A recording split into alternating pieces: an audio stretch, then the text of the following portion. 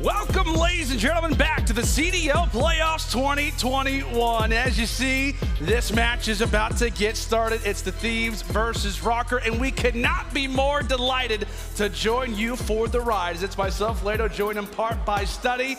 Buddy, it's the first time. We've seen each other once prior to this. This is crazy. It's insane, This is amazing. I love this. I know. I'm just waiting for the camera to get to us so I can give you a nice little fist bump, my friend.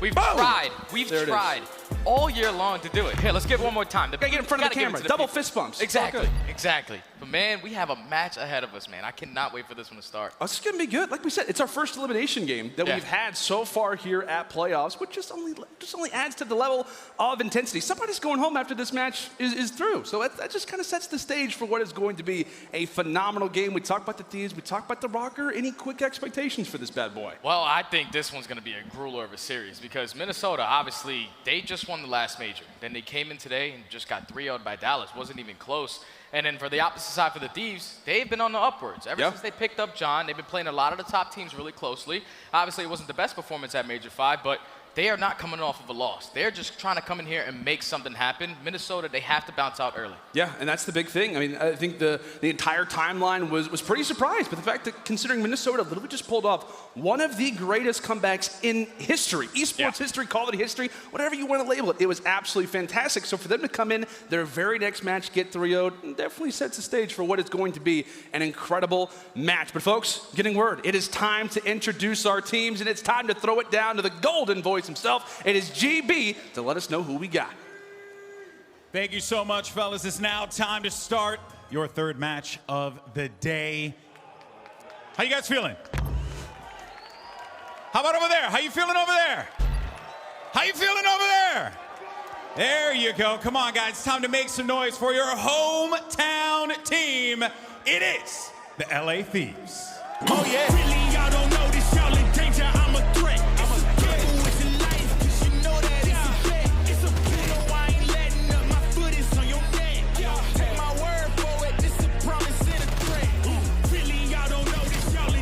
I'm a threat. It's a gamble with your life, cause you know that it's a bet. It's a bet. You know I ain't letting up. My foot is on your neck. Take my word for it. This a promise and a threat. Representing the City of Angels, it's the LA Thieves.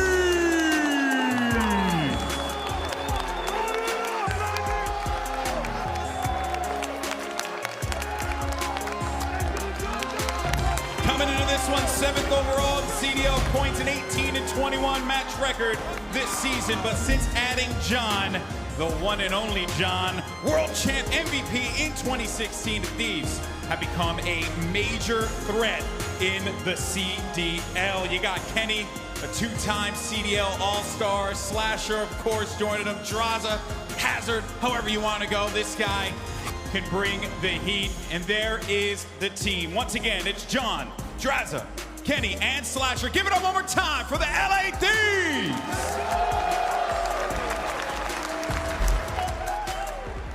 And now, it's time to introduce your second team. Give a warm welcome, to the Minnesota Røkkr.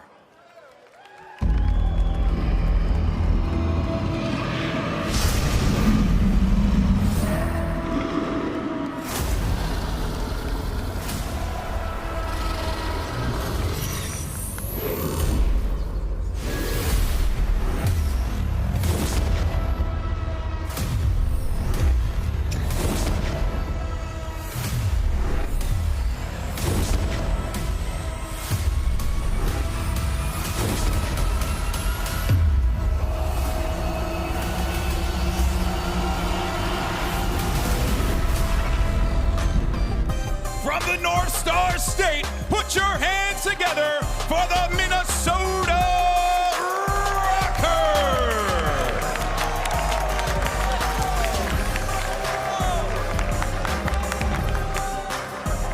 Despite that defeat, they are looking to bounce back here against the LA Thieves. This elimination match is, of course, for all of the marbles. They also had that incredible comeback at Stage 5. History was made, but can lightning strike twice? Again, that is the question on everyone's mind. Can the Røkkr manage to fend off defeat and keep themselves here at the CDL Championship 2021? Your roster is Standy, Attach, MajorManiak, and Priestahh. Give it up one more time, folks, for the Minnesota Røkkr. And now it's time to jump into the action. LA, I need you to make some noise, get hype. We got caught on land. Let's send it over to your casters. We got Studdy and Lando. Thank you so much, GB. Oh boy, this one is gonna be insane. It's gonna be absolute madness. Like we said, this is an elimination game. Putting in perspective, loser of this series, you're going home. You're not advancing. Literally, you were coming in day one, Study. You're going on land, you know, the crowd, the environment. This is champs, and you're leaving after one day. And I can't even imagine if that is Minnesota. Like, these guys just coming off of that win at Major 5 to go back-to-back first series loss to get eliminated first day. It's not what I was expecting. Definitely not what they were expecting. So they got to turn up here. Yeah, they absolutely have to. And now we'll start talking more about the strategy when it comes down to this series. Stud, walk me through it. Our game fuel keys to victory here for Røkkr. So they had to come out strong in the opening hardpoint and build some early momentum. Everyone in the team versus the Empire was underneath a 1.0 KD. Currently, that is the Thieves' best game mode is hardpoint. So they need to come out and just come out strong. MajorManiak also and Priestahh have to turn up. They both went -35 combined. That's that AR duo. You're really going to need those guys to step up to play against players like Slasher and Kenny. And then S&D was also their backbone throughout stage 5. They were 10-2, but they need to get back on form after that loss to Empire. It was brutal, man. The 6-1 defeat. It was no teamwork. Priestahh was getting shut down. So was Standy. You need those two guys to really step up there. I mean, you and I were in the green room, and it was just like, it was shocking, like, to see over and over again. It was like, okay, well, maybe there's some life in the control. Maybe there's a chance. We talked about that upset potential that this team undoubtedly has, but it just did not show up in that early series versus Dallas. But from team to team, let's now go and transfer over to the LA Thieves. Our game fuel keys to victory now for this roster. Can't afford to drop hard points. Make sure you've taken care of business in your best mode, as they were 5-1 in that very mode at Major 5. Also, John is the player to watch today. He is the key to this team's success if they want to try and make an elimination bracket run. And then finally, Control cannot continue to lack 2-6 in stage 5, and they went 0-3 at the Major. We talked about Thieves constantly about how solid this team really is, but it's been primarily in the hard point. Search and destroy back and forth, but Control, it's without a doubt the focus for this roster stuff. And that's where this matchup really scares me, because on one side, you have LA Thieves who are really good at hardpoint. They struggle with search and destroy because they're a fairly new team, and Control really hasn't been working for them. And on the opposite side, Minnesota, they're a 2-3-5 kind of team. They rely heavily on those search and destroys. They have the ability to go out there and win some hardpoints, but just the momentum that they have to build going up against a team like the Thieves, especially on a map like Checkmate, which is going to be our map #1, that's basically been Drazah's playing ground. Yeah, absolutely. You've stated it well. And now we're going to take a look at our maps and modes for what is set to be a barn burner. As you mentioned, it's the Checkmate and Hardpoint for our first. We've got Standoff, Search, and Destroy for Game 2. Raid Control for Map 3. Garrison Hardpoint for that game #4. And if it goes all the way the distance, it is going to be that Miami Search and Destroy. You see the map vetoes there at the bottom. I know you talked about Checkmate Hardpoint specifically, but any maps there to keep in mind to circle if you're a fan in the venue or if you're somebody watching at home? Well, the Raid Control for me, because we just watched Minnesota just play against Dallas, and they lost that. That's usually one of their strong control maps. That's been one of their backbone the entire year. So they need to go out there and at least start this series off hot, because if they go down 0-2 in this series and lose that second game Search and Destroy, I feel like Thieves, just with that momentum that they will be able to build, should be able to close it out. Down to that, my friend, as here we go. Checkmate Hardpoint. This series, as we set the stage, will be the final one for somebody after this one concludes. LA, are you ready? Are you ready for this series? That's what I like to hear. And, you know, as time goes on, we'll see where the crowd, you know, kind of favors. I know they like Minnesota quite a bit, but this is LA territory. We'll see how the Thieves can maybe work off of some of that momentum. And what, man, this Thieves roster, I know previously known as 100 Thieves back in Black Ops 4. They had a pretty interesting losers bracket run back in Black Ops 4, right? Yeah. They made it all the way got to the top potential 16 to get second place, and that's players like Slasher and players like Kenny from the previous roster. But let's just get right into it. Hop on board here with Kenny. First hill is going to be all about P1. It's all about the engagements, and early on, it's going to be Minnesota with Control. Yeah, Thieves with those preferred spawns. One guy that we're going to be looking at quite a bit throughout this series is going to be the man that unfortunately does get taken down inside the plane, that being John, a world champion with a lot of pedigree as he ends up getting dropped. Kenny will follow suit, and with that, Røkkr, despite not having preferred spawns, are looking good right now to start 16 unanswered points, and Priestahh's off to a 3-0 start. This is good work, man. 30 seconds remaining on this P1 hardpoint, even though the Thieves are still having those spawns for P2. As long as they can try to trade a couple kills out, they should be able to flip it, but Kenny's able to walk in, able to find 3, secure those spawns for the Thieves, and with 15 seconds left, they have to focus off the rotation. Number 8, which is going to be John, has a huge one-on-one versus Attach on the right side of the map. You'll see how that ends up going down. Again, Attach toward that A street, currently contested hill. Kenny says, all right, that'll be my 4th in a row. A 5-1 start for Kylo Ken, leading this group the best way that he can. LA, like we said, with those preferred spawns, they tried to distance them back as well as they could, but Minnesota have, for a moment, seen some signs of life, and that's going to be 3 down. Attach realizes, you know what? The hill is vacant. Kenny, final player toward the top side of plane, and he gets wiped away as well. And a snap of a finger, Røkkr break on in, and now they've got complete control here at P2. And this is the worst case scenario right now for the D's, man, because you had the spawns to the very last second. You just threat 3 down with ease, and Minnesota were able to flip it, and now they're growing that lead substantially. With only 25 seconds, though, remaining on this P2, you see Thieves, they're not trying to give up all this time. They're trying to break in through the front. Trades going back and forth. Kenny able to find another 3 in the kill feed. 8-2 to start this game. Kenny's on fire early. And that's what you want to see. Another big talking point around this Thieves roster as Kenny nearly makes it a 5th. Head of MajorManiak just moments away from being snapped clean off. But with that, it is going to be the Thieves easily bringing back this one off of the play from Kenny. But as we said, man, the big conversation around this group has been Slasher and Kenny. Can they both go off at the same time? We've seen Slasher do it on land. Kenny, a majority of the time, it's been in that online atmosphere. But if these two can heat up and play the way that we expect them to, this could be a great look and a great start for them to start off champs.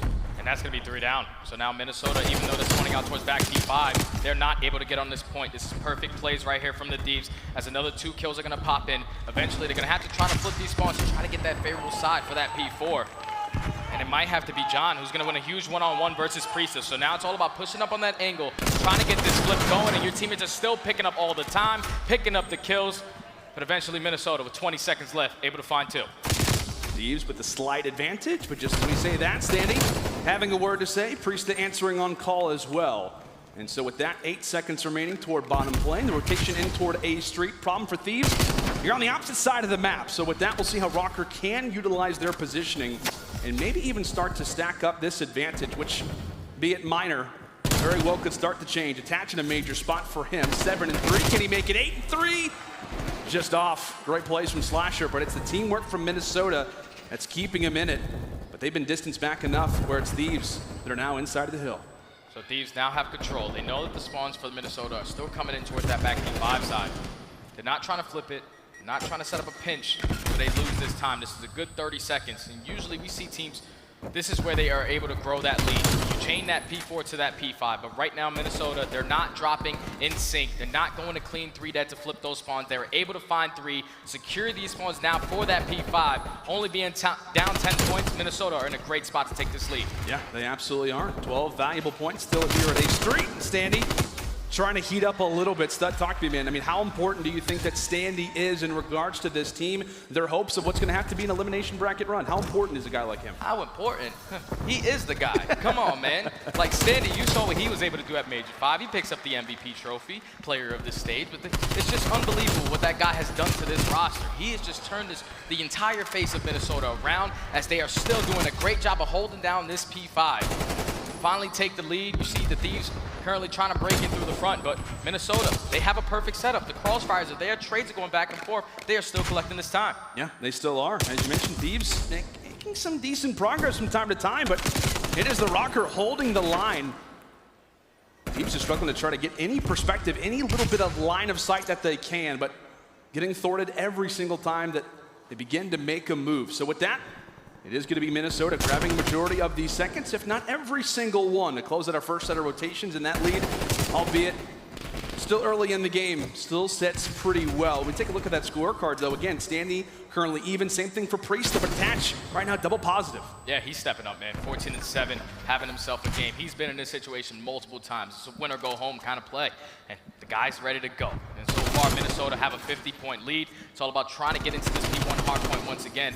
And on the opposite side, we brought it up on our keys to victory for John. I feel like ever since John has touched this Thieves roster, he hasn't been putting up the best numbers that we would like to see out of a player of his caliber. He's currently sitting at a 0.8, but in order for them, like we said in the beginning, to make that deep run, this is what they need to do as they do find 3, and they were able to flip those spawns now. Yeah, a huge moment there out of the Thieves, and given how those first set of rotations went, that's exactly what they need to do. So job done for now, but it's really about the execution after that.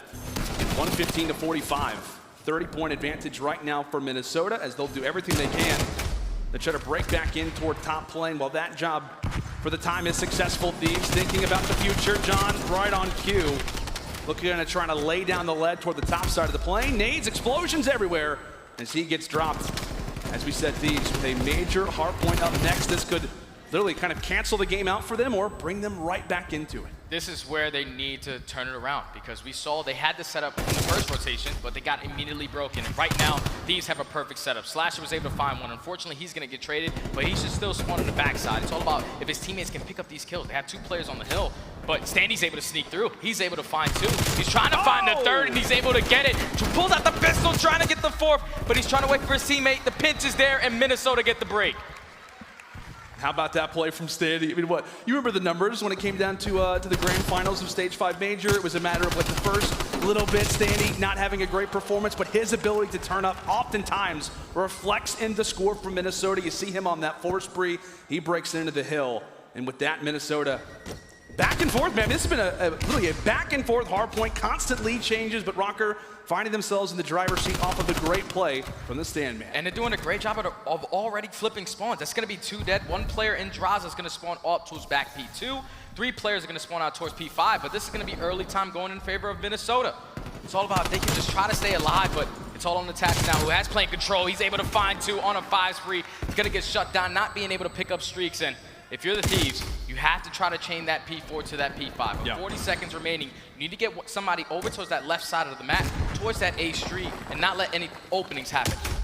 You know, we've been talking about that scorecard a little bit. But right now for Thieves, Drazah not having the greatest of performances, sitting at 12 and 21. John right now sitting at -7. So the SMG's a little bit slow to start, but as we know anything about SMGs, especially from the Minnesota side, you see Standy and Attach having some great performances, specifically this guy on your screen right now, as that's going to be 3-4 down out of the Thieves once more. Røkkr continue to pile on the points, and as you said, Stud, with those preferred spawns, with the way that things are going right now, they could be in a wonderful position. Thieves have got to make a move. As Kenny drops 2 to start, that very well could be the play. And now, with P4 starting, the Thieves had to try to break into this early. They had to try to flip it with 2 kills happening there. Slasher finds 2, John finds a 3rd. So now they have control of this hard point. Now only being down 31 points, all they have to do is just get a good chunk of time off this, and they're able to change the lead.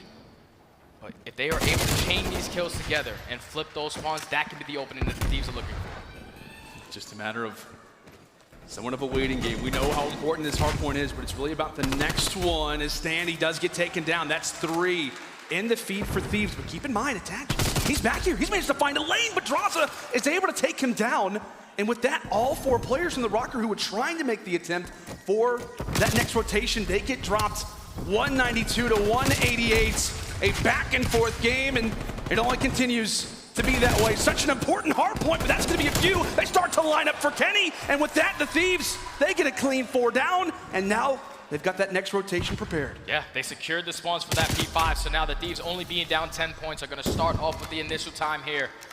Keep in mind, Drazah and John not having the best games, with Slasher and Kenny really stepping up as that main assault rifle duo. The lead change is going to come in. Thieves only 48 points away from closing this out. They cannot win here, but they're finding multiple kills. Pay attention to number 2 in Attach. He's going to try to sneak through the back, but all of his teammates drop. Now it's all on him on the backside to try to do a huge job. He's able to find 1, but still, time is going in favor of the Thieves. They can close it out if they can find a couple kills. Ooh, that was a near snap from Attach, but again, even if he finds the kill, there's just not a whole lot of players who are prepared for the Røkkr. The positioning is not in focus right now from Minnesota. Thieves starting to see some life. 20 more points before this hard point is called theirs. Slasher's able to drop 2. Minnesota, what do you have prepared as they look to set up for P1? Thieves just over 10 points away so far at this event. So far here at Champs, Minnesota not really had that clutch factor, but they're gonna have to dig deep. They're gonna have to try and dig deep the best way that they can. Kenny realizes now's the time to jump on in. Drazah, a few players beginning to trade. 241, now reach for Thieves. With that, Røkkr, they decide to hop on in. It's a team kill, but Attach, regardless, takes down one. 8 seconds for the Thieves to call this first hard point. But Røkkr doing everything they can just to try and contest for as long as possible. It is an exchange of fire across the cabin. Right now, the Thieves, they're just trying to make this a contest fest, but they want to try to flip these spawns. They can still close it out here. A team kill's going to come in. Attach is going to get traded, so now it's all on Priestahh. He's the only one in this plane, but they do not have that information, as Standy is eventually going to get back into the plane, able to find one, and it's still contested, and they can no longer win here. So the Thieves have to try to flip these spawns, and so far, Minnesota doing a great job, but they find 3. The last player is going to be Attach. He has to try to go big. He finds one, and with that kill, his teammate's going to be able to spawn back there. They have to try to go big here, or Thieves going to close it out. Oh my God, Attach. He's hanging out for as long as possible, but Thieves, they managed to break on in. Attach tried to hold them off for as long as possible, but it was just a matter of time. Thieves come out of the gates hot, a back and forth hard point without question, but it's a 250 to 213 dub. My goodness. If that says anything about the way this series is gonna go, it is going to be a back and forth one, to put it lightly. And what, man? 32 for both Slasher and Kenny throughout this bad boy. They really dominated, man. The AR duo really stepped up because obviously Drazah and John really didn't have the best map. Yeah. Drazah stepped it up a little bit towards the end, winning some huge engagements in towards the plane. But the LA Thieves, I feel like their answer was that P4 to P5. That was the turnaround of the game because the first go around, they couldn't get it. They couldn't even get the P2 either time. But the chain to P4 to P5 is so crucial. They were able to do a great job there to grow such a lead to where they only had to contest P1 and then win a couple gunfights to only get 8 seconds to close it out. Oh man, tell you what, Thieves looking good to start. Minnesota fans, maybe just a little bit uncomfortable, you know, adjusting your seat a little bit, just trying to make sure that we can prepare ourselves for what is going to be a wonderful search and destroy. Folks, we're going to throw it to a quick little break. When we come back, it is time for some good old standoff search and destroy. You know, I'm legendary. You know, let's go. Out of the dust, a legend is born for the game, born for the throne.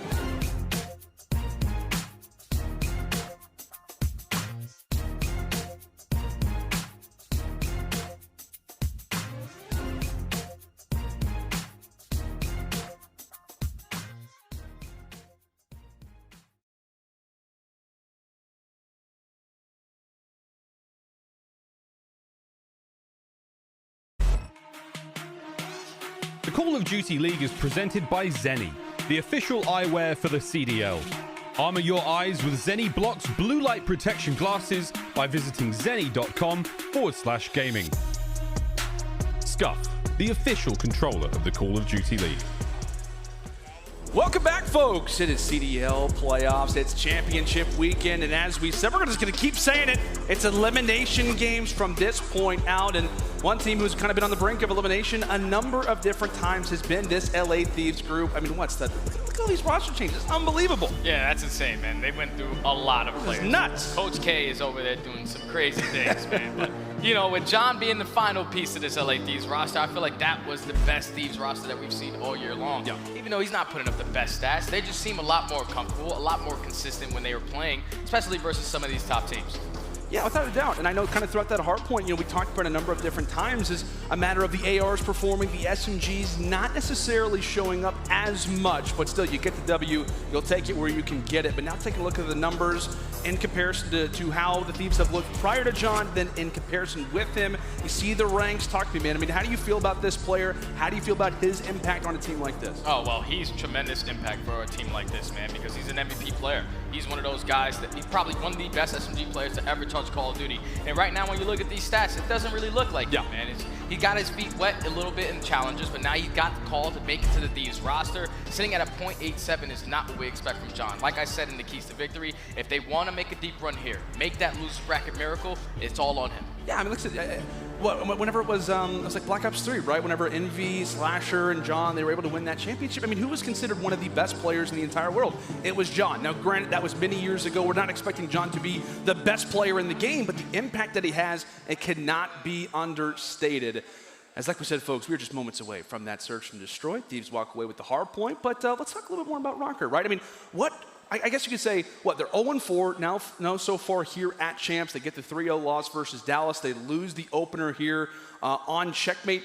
What's been the biggest difference from your perspective so far? Oh, well, they went up against a Dallas Empire team who just came out firing on all cylinders. Yeah. Like, players were stepping up tremendously, and then just based off of that map, number one, just the inconsistencies out of the ARs. It was the same thing in that first series. iLLeY and Crimsix really took over, and when you take a look at these quick scopes, this is where Minnesota needs to bounce back. Like I said in the beginning, they're a 2-3-5 kind of team. They are definitely favored in that control, but if they can tie the series up at one apiece, winning the standoff search and destroy, that they were able to do at Major 5 versus a team like Toronto, I feel like we're in for a tremendous series. Yeah, we without question are, and we'll take a look at the numbers so far throughout the season here for the Røkkr, and I tell you what, man, that's pretty consistent for the most part. You know, given how a lot of teams have gone, you've got everything kind of rather around the top 6 or lower position, and now coming in that search and destroy, they rank 5th.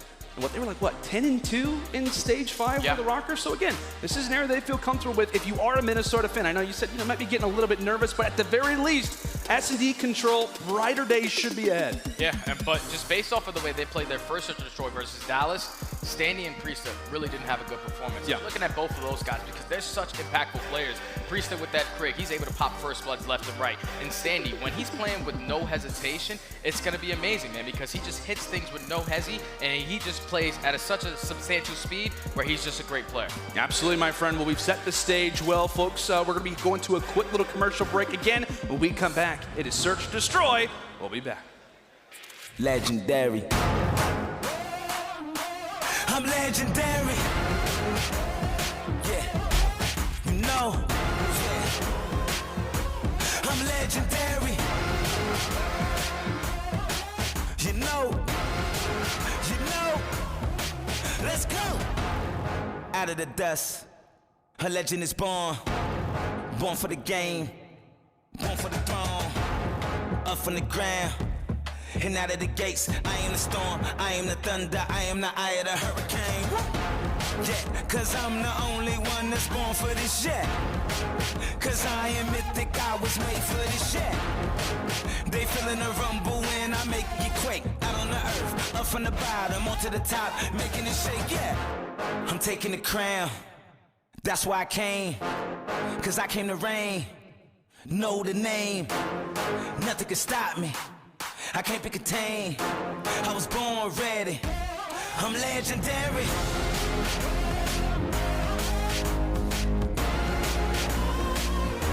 I'm legendary. Notorious. Victorious. I'm legendary. Written in stone. History's made. I came to rule. I came to play. Out of the rubble. And out from the dirt. This is my rise, this is my time, this is my birth. This is my legacy, I'm made for this shit. This is my moment, I was born for this shit.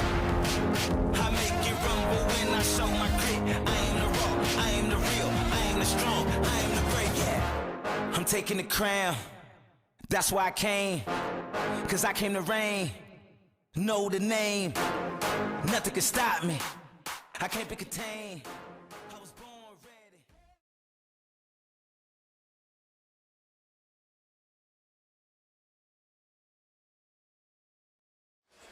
ready. Welcome back, folks. It's the Call of Duty League playoffs, and it is truly never chalked. What a shirt that is. Absolutely love that. I need to get one myself. But tell you what, man, for this Minnesota team, we know that it's never chalked truly when it comes down to this roster. So again, if you are a Thieves fan, granted you do have that early hardpoint victory, but you never know what to expect out of this Røkkr core as we have standoff, search, and destroy in just a matter of moments away, and it's going to be a fantastic one.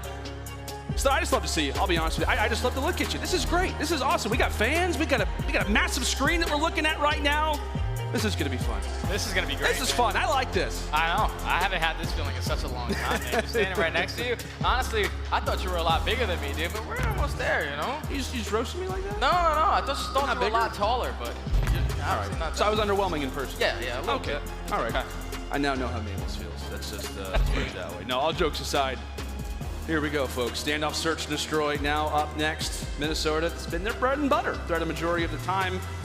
And at one point, I actually had an interview with MajorManiak, and I was like, you know what? Because whenever you got added back to the team, you know, we've had a number of different roster changes with this Røkkr group, but you know, when Accuracy kind of came out, MajorManiak told me, he's like, you know what? I don't care how long it takes. It's just a matter of time before our search and destroy really starts to change up. And we obviously saw that at stage 5. Question being, can they be able to have it here? Oh, yeah, we can say the flash. Actually, have the cover. Yeah, say the flash. I'll preempt the close. It's going to be standoff search, man. Okay. This is going to be great. Top right here. This is going to be great. The Thieves are going to be on the offensive side. And we know that the way that Slasher likes to play this, he likes to work towards that back right, try to pop a first blood over there towards that top building. But the aggression is going to come in towards back alley.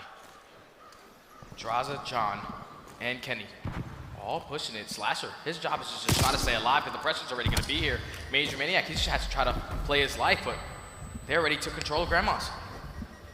To grandmother's house we go. The Thieves, one by one, right into the reticle as Drazah.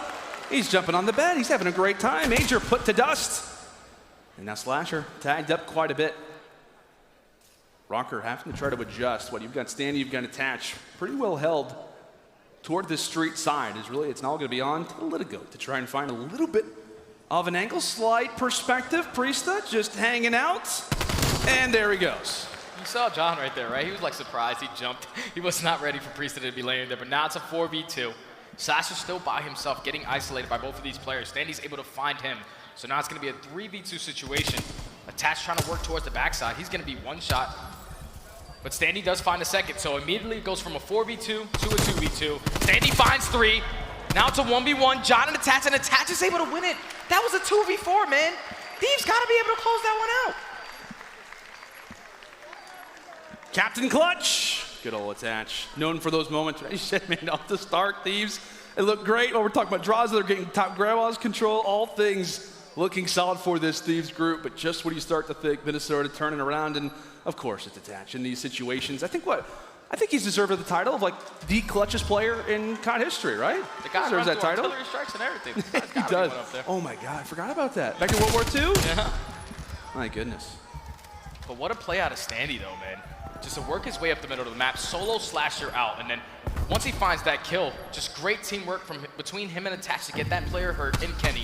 And now they were trying to solo out Attach, but Standy is like, you're not gonna do that to my guy. I'm gonna wrap back right through the middle of the map, help my teammate out, and eventually they were able to clutch up a 2v4. I thought that was definitely gonna go in favor of the Thieves, but that's where their S&D mistakes continue to happen. Yeah, pouring it out perfectly. Round number 1, circle it, Coach K.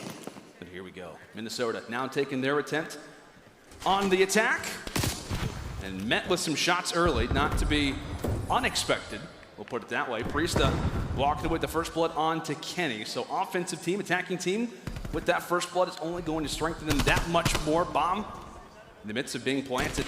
John's not going to do anything about it. He's going to have to sit pretty comfortably inside of this courtyard. Drazah, a Hail Mary for the first, as Slasher puts in a few bullets toward top red. And with that, it is Minnesota looking to try to hold down this bomb, but Slasher on the retake is able to pick off Standy there. Can he have the second? Traded out from Priestahh, 2 versus 2. And now with 25 seconds left, they're trying to solo out Attach, but he's able to find one. Now it's a 1v1. John versus Priestahh. And John, unfortunately, is going to miss a couple of shots there. Priestahh able to clutch it up. Wins a huge one-on-one versus Slasher on the backside of that A-bomb. Rotates to the middle of the map. Gets a better positioning behind that middle car. And was able to win that one-on-one with the Krig to give his team the round. Mere moments, only deciding how these rounds are going. Minnesota now up 2-0 so far. Standy, most engagements 3-2. With Priestahh sitting on a nice little streak at 3-1. And we'll see what the Thieves, like we said, in terms of attacking, they made the mistake in that first round. We'll see how they can look to try and change things up. It is more of that slow, methodical play style. Standy is trying to look for some visuals. And he'll have exactly that as Kenny gets tagged up with the tactical, no pun intended. And with that, Minnesota in the back line. Thieves trying to make their way across the street. They're just taking their time. They're trying to find some kind of information working from this middle statue. They know that there's going to be at least 2 players from Minnesota camping towards this A-bomb. It's only a matter of time before they're able to spot one. John's going to slide in, unfortunately lose that gunfight to Standy, but Slasher and Drazah find 2. So it's a 3v2 situation now in favor of the Thieves. We'll see what they do with it. 38 seconds. Does MajorManiak decide to chalice? He at least debates it. Giving those call-outs to Priestahh, let them know, I've got the ability to do it. It's never chalk, truly. And now joined alongside by Priestahh. 25 seconds left, and Slasher at least gets the assistance for 1. And so with that, it is all down to Priestahh. P-Dog in a 1 versus 3 had the angle, but not enough damage to put it to good use. And now he's going to be trapped. He's going to have to try to make a play and make it quick. 30 seconds. These are about to go away very, very fast. Tries to reposition, and Slasher is able to take it. Just a clean round right there from the Thieves, man. Even though they got first blooded, there was the immediate answer of finding to put themselves in that man advantage. And then right there, MajorManiak just tries to get a little bit too aggressive. You're trying to make a play happen, trying to get these guys off of that beat bomb. But just the crossfire was set up so beautifully from the Thieves that they were able to close out that round with pretty much ease, tied up at 2 apiece. It's a big round for Thieves to take. Their first one so far throughout this search and destroy. It's only 2-1. You know, it's only 2-1. You got some time, Thieves. But as we said, they're the team that we're looking at more specifically in these search and destroys. If they want to try to make this elimination bracket run, it can't just be in hardpoint. It can't just be in 1 or even 2 out of the 3 modes. You have to be consistent across all 3. And with the practice this Thieves team has now had since that Stage 5 major, we're now seeing it in full force. How have these strategies been changed? How have things started to mesh?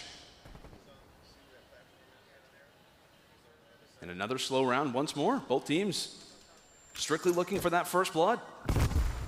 Trying to gain some information, but Standy's going to be the first one in. He's going to be able to find that first blood onto Drazah. Now it's all about playing your life. You do not want to give up your life for free. But MajorManiak's able to find 2, so now it's a 4v2, making it 3v2, as Kenny does find 1. Now it's all left up to John. Left in Delhi. It's not going to be an easy round in Minnesota. They strike early, especially with Standy getting that first blood. Yeah, and we talked about this Minnesota team, you know, just having the ability to work a little bit longer, right? Having the ability to kind of develop throughout a round. We know how dangerous a player like MajorManiak can be in these search and destroys. He goes not just for 1, not just for 2, but how about all 3? Gets himself right into the conversation, basically sandwiches himself between 2 Thieves players and has words for both. Big plays for Major, as that's now Minnesota up 3 rounds to 1. So now if you're the Thieves on the offensive side, the very first round was a 4v2. I like the back alley push. I don't think they're going to go to that again, though, because Minnesota, they have a couple players playing it around this time. You're going to have 2 players, which are going to be Standy and Attached, that SMG duo.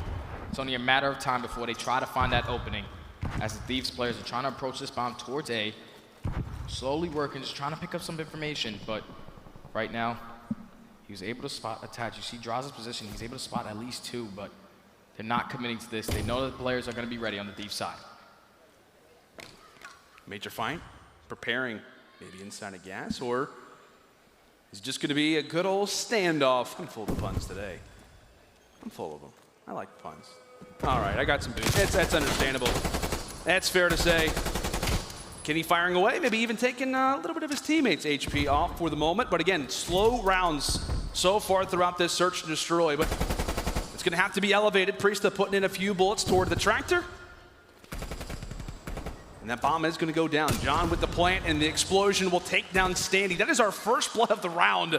How long it's taken us to get here, but how quickly it will start to dissipate. A major fight, maybe going down toward the far right of your screen. 2 versus 7. Tatch not able to take it, as that will be Drazah's.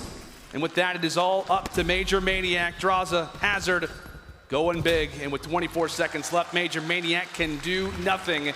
LA Thieves now find their second. That was basically like the same exact round Minnesota just did. They play for the information, slow it down on the offense, and then they don't see anything. They're setting up for the crossfires. And once they pop that first blood, that's all that really matters. They put the pressure on towards that A bomb. Kenny was able to open up with the nade, and then eventually his teammate finds the second. It's immediately going to be a 4v2. Drazah goes big on the flank. Never giving that up is such a huge part, because SMG players on the side of Minnesota, like Standy, like Attach, always try to hit those routes, trying to make plays happen, but he was there to answer the call. Yeah.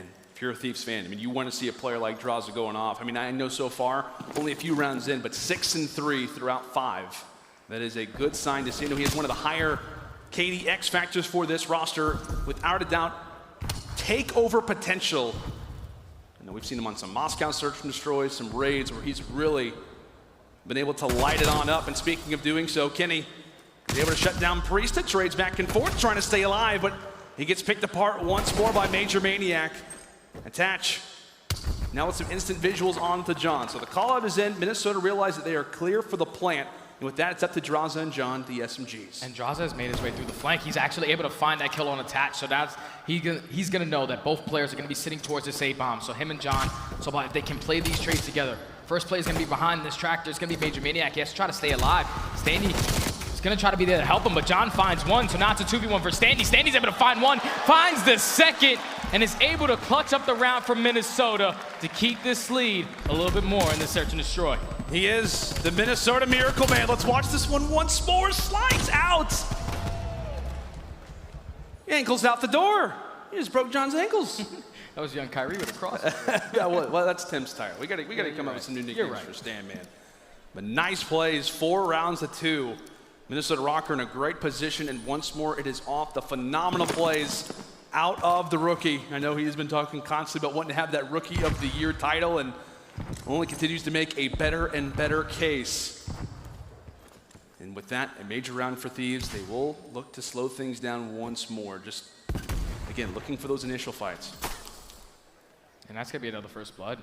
Minnesota, they were able to open up early in the very last round onto Slasher. This time around, it's going to be Kenny. So the Thieves in another man disadvantage. But you see Drazah, he's all the way across the map. He's trying to find an opening, trying to make a play happen through this bottom wood area. The bomb is slowly approaching up towards A. The only thing is, it's going to be 3 Minnesota players in this position. It's only a matter of time before the trades come in. Priest is able to find one. Priestahh with 2. So now it's all on Drazah in a 1v3. Drazah left all by himself, has to turn around, and with that, Minnesota there to answer once more. Now up 5 rounds to 2. We thought for a moment it could be some positives here from the Thieves, but really comes off that first blood. You called it out well. From there, Thieves slowed down in their tracks. They try to make a play, but Minnesota, constant bait and switches toward this tractor, causing headaches right now in the Thieves camp. So right now, only 1 away from closing out this map number 2. And tying the series up at 1 apiece, which will be the first map for Minnesota's entire champs run so far. No, that hurts a little bit. Which will be insane, hurts a little but it's okay. Priestahh currently on a 3 spree, back on the attack. This time the Thieves are being super aggressive in towards court. Drazah's actually going to jump up, but that's still another first blood going in favor of Minnesota. And Drazah answers with the beat down there onto Major into the 3 versus 3, standing attached. Now hanging out toward the back alley, but Slasher, oh, is he prepared? He and John are aware of this play. You see the nade actually come in toward Market. John's aware of it, and with that, Slasher continuing to pick apart the way of Røkkr. 2 versus 3. Advantage toward Thieves, and now it's all up to Priestahh. P-Dog all by himself, and he will look to lay down the objective. Successful maybe in doing that, but the nade tossed right in front of him. Explosions, heat, everything causing some problems, and with that, Thieves staying alive, able to keep this one going. They stepped up the aggression right there. They noticed that, slow defense haven't really been working for us. They have just been picking us apart 1 by 1. We cannot allow that to happen this time around. So they take control of Courtyard, they take control of mid-round, and then it was just an easy round for the Thieves to close that one out. I like the music we got. It's pretty good. Yeah, I like that. Just preparing us for who could walk away with the round. Could Thieves pull it off? Or will Røkkr continue what has been a great search and destroy up to this point, specifically for Standy and Major? But with that, Thieves once more on the attack. They've liked the more methodical approach, and you could argue whether or not it's worked out more often than not. We're really just trying to distance a few players out toward that market side. As Major backs on up, he is a player, instantly take his position. But look at Drazah. Drazah's gonna sneak right up the middle of the map, and the opening's gonna be here, but MajorManiak's able to spot him. So now Drazah, he has to make something happen. It's only a matter of time before the players on Minnesota try to trap him in.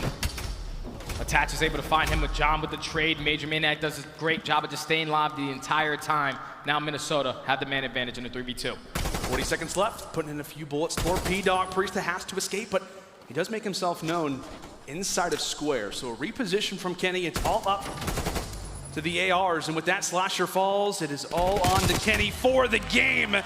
And Minnesota answer back convincingly in this search and destroy. Felt a little bit uncomfortable there versus the Dallas Empire just hours ago, but they answer back in the biggest of ways, back against the wall. And with that, we've got ourselves a 1-to-1 series and a more familiar Minnesota team. That's what we were expecting, man. Now they finally have some momentum underneath their belt. Next is going to be a control, which has been their backbone game mode the entire year. And that's something that the Thieves have been struggling with since they picked up John. So just looking at these stats, I'm looking at players like Standy and Priestahh. I said they needed to have a big game. 8-7 out of Standy, 7-5 out of Priestahh. Pretty sure in the match versus Dallas, he only picked up 1 kill, but 7 will get the job done here. Yeah, it absolutely will. I just said some solid stat lines across the board from Minnesota. Really just in general consistency out of this group as we have got ourselves a 1-to-1 series. Folks, when we come back, it is some good old raid control. Legendary. I'm legendary. Yeah, you know. Yeah. I'm legendary. You know. You know. Let's go. Out of the dust, a legend is born. Born for the game. Born for the throne. Up from the ground. And out of the gates.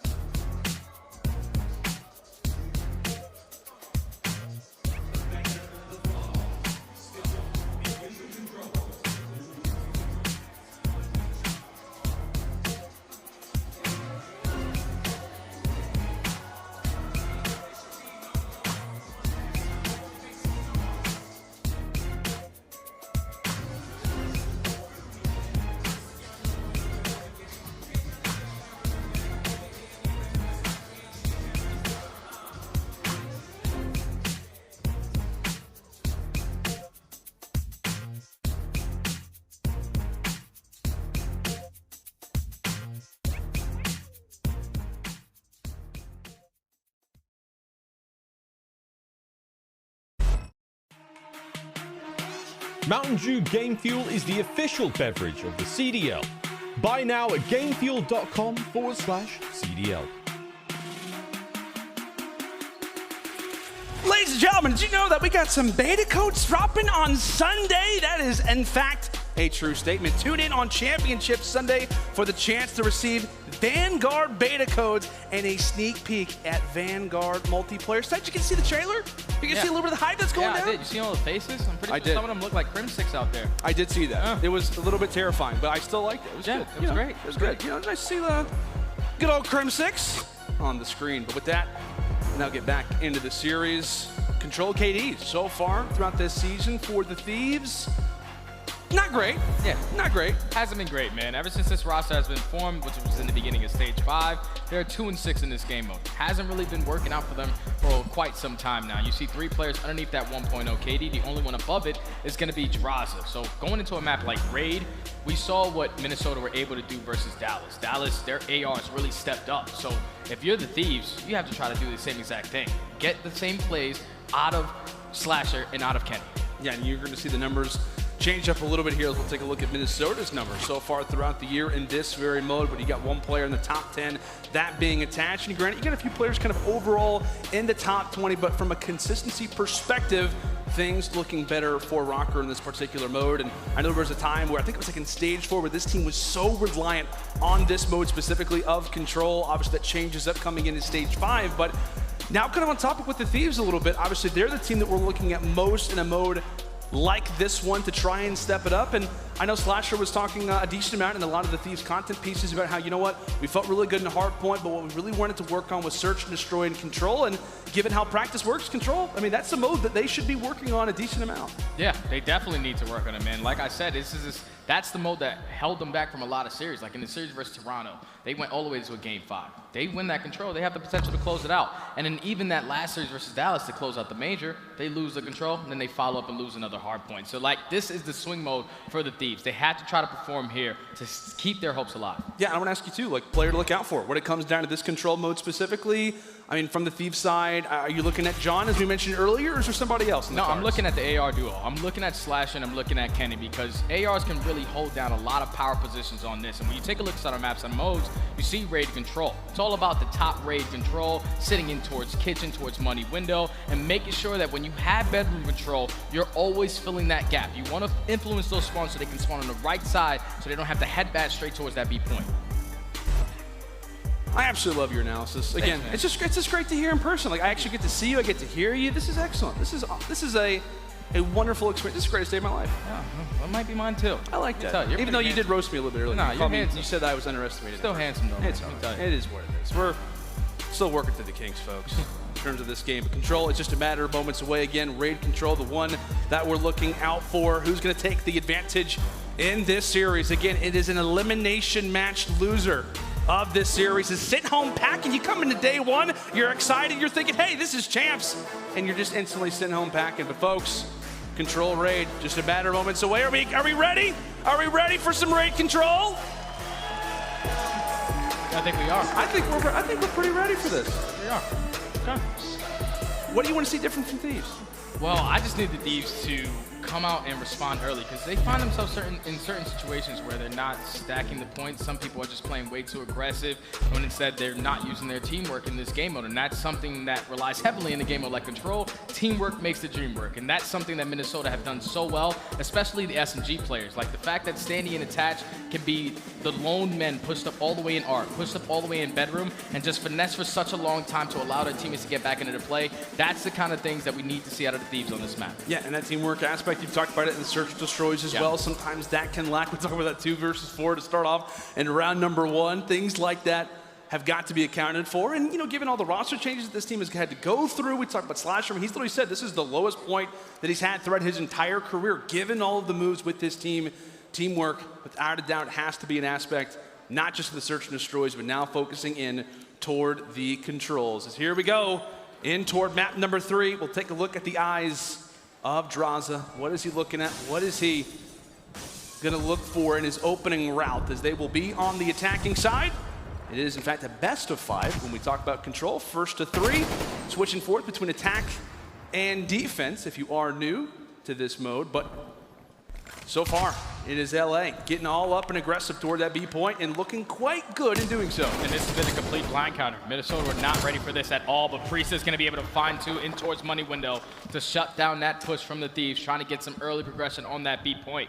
And just keep in mind the positioning of Attach. Like, he's all the way pushed up towards that yellow car. He's going to keep on influencing these spawns towards back bedroom, and it's only a matter of time before the Thieves have to try to do something else, because this setup right now from Minnesota, they have the crossfires there. Standy finds 2. Drazah, he's going to get traded, and now it's all left up to Kenny. He's going to drop. Now all Thieves players off spawn. Yeah, and this is just very uncomfortable because the Thieves roster at this moment, you look really good to start.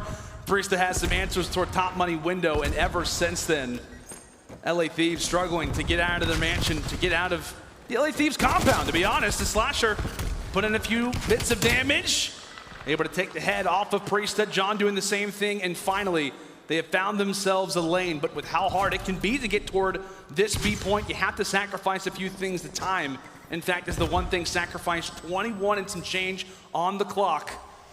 That's a few players from Minnesota start to make their way in.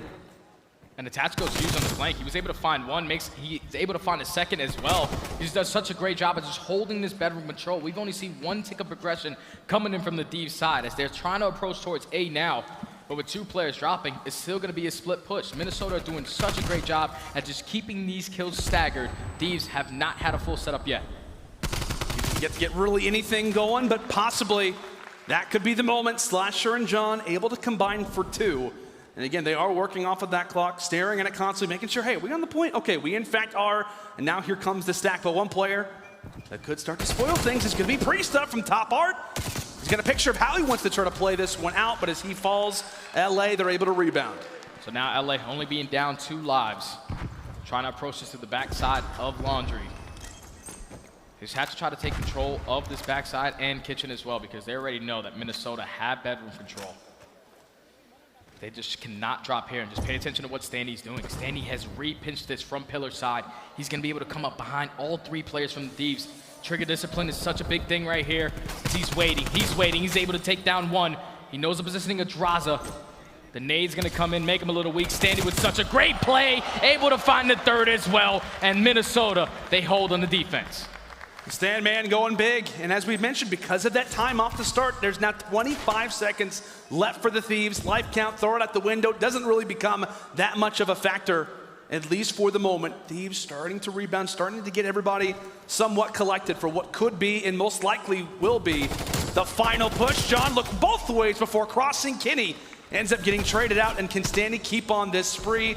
It looks, in fact, he's going to remain intact. 5 in a row for the stand man, and that will be how our first round comes to a close. And that's why Minnesota are so good at control, because their SMGs are playmakers. They find themselves in great positions. Like Standy, he could have did a great job of just sitting middle map. He had the entire cutoff, but he knows that the pressure is coming in from back. Laundry times it perfectly. He was not able to get not 1, not 2, but 3 kills to shut down that push from the Thieves and eventually save his team from losing this defense. Minnesota walk away with it. Yeah, just the definition of an impact type of player. As he's been able to state that so far. We talked about that search and destroy round that he has, where it totally kind of changes the morale for Røkkr over on stand-up. Another similar impact here into control, as they will claim that early round. And with that, also we talked about some streaks at this moment, but heavily tagged up towards Zig. And Standy's gonna have to instantly reposition. Does not want to lose a streak like that. A nice pick there for Major off the rip. And with that, you see the Thieves' heads turned a little bit. You had one player trying to make his way up toward water side. Where do they happen to be? In fact, right in front of you. Now on towards 6. Sits the stand man. Can he make it 7? John doing everything he can just to try to hold off the Røkkr the best way possible. And you see Minnesota very, very involved with Standy's play, but he does get picked off there by Slasher. So he wasn't able to pick up some streaks, so now with a minute left, they get 1 tick of progression on towards that A point. They're trying to split push, go towards both, but Slasher and John are able to find 2 kills. So now the spawns are coming in from driveway. Kenny's gonna be here to assist Slasher out. But right now, this has been a great defensive hold from the Thieves, and with 45 seconds left, they have a 4 live advantage. Minnesota were able to find 2, so this might be the opening through that middle of the map. Now the pressure's gonna come in towards that B point. Yeah, we'll see if they can end up getting that opportunity that they've waited so patiently for. Standy distances out middle. Meanwhile, it's MajorManiak there through waterside, and so far the picks, they have been there. Standy and attached, they combine for 2. Major has some answers toward top money, and with that, the Røkkr bought themselves some time. 35 is where we paused the clock for the moment, and Standy continuing to make some big plays. He does get dropped, but his presence is without question felt. You've got 1 player at B. Meanwhile, the rest of Røkkr sit at that A point. As that's going to be captured, we've got a minute now on the clock added. And now that's going to be 1 tip progression, just like the first round for the Thieves. This time, though, Minnesota, they're trying to approach through the backside. You have 1 player in Slasher watching that cut from top pocket. But they just have to try to take their time. You want to make sure you don't leave any openings to happen. You see another player in Priestahh starting to approach towards that back, and number 1 in Standy with a tremendous play here, just holding that pinch. Now it's on John, able to find 2. He knows the 3rd is going to be here as well. John is going to single-handedly shut down the push the same exact way Standy did it for the Minnesota Røkkr. We talk about impact players constantly from Standy now toward John, and this is we start to talk about them both. They meet for a good old 1 versus 1, and with that, it is Røkkr who are able to lock it up, but MajorManiak prepared, knows that somebody happens to be sitting inside of the base, and that is going to be Drazah. Escapes with a sliver of HP. And now the focus toward this water side is where Drazah looks to make his presence felt.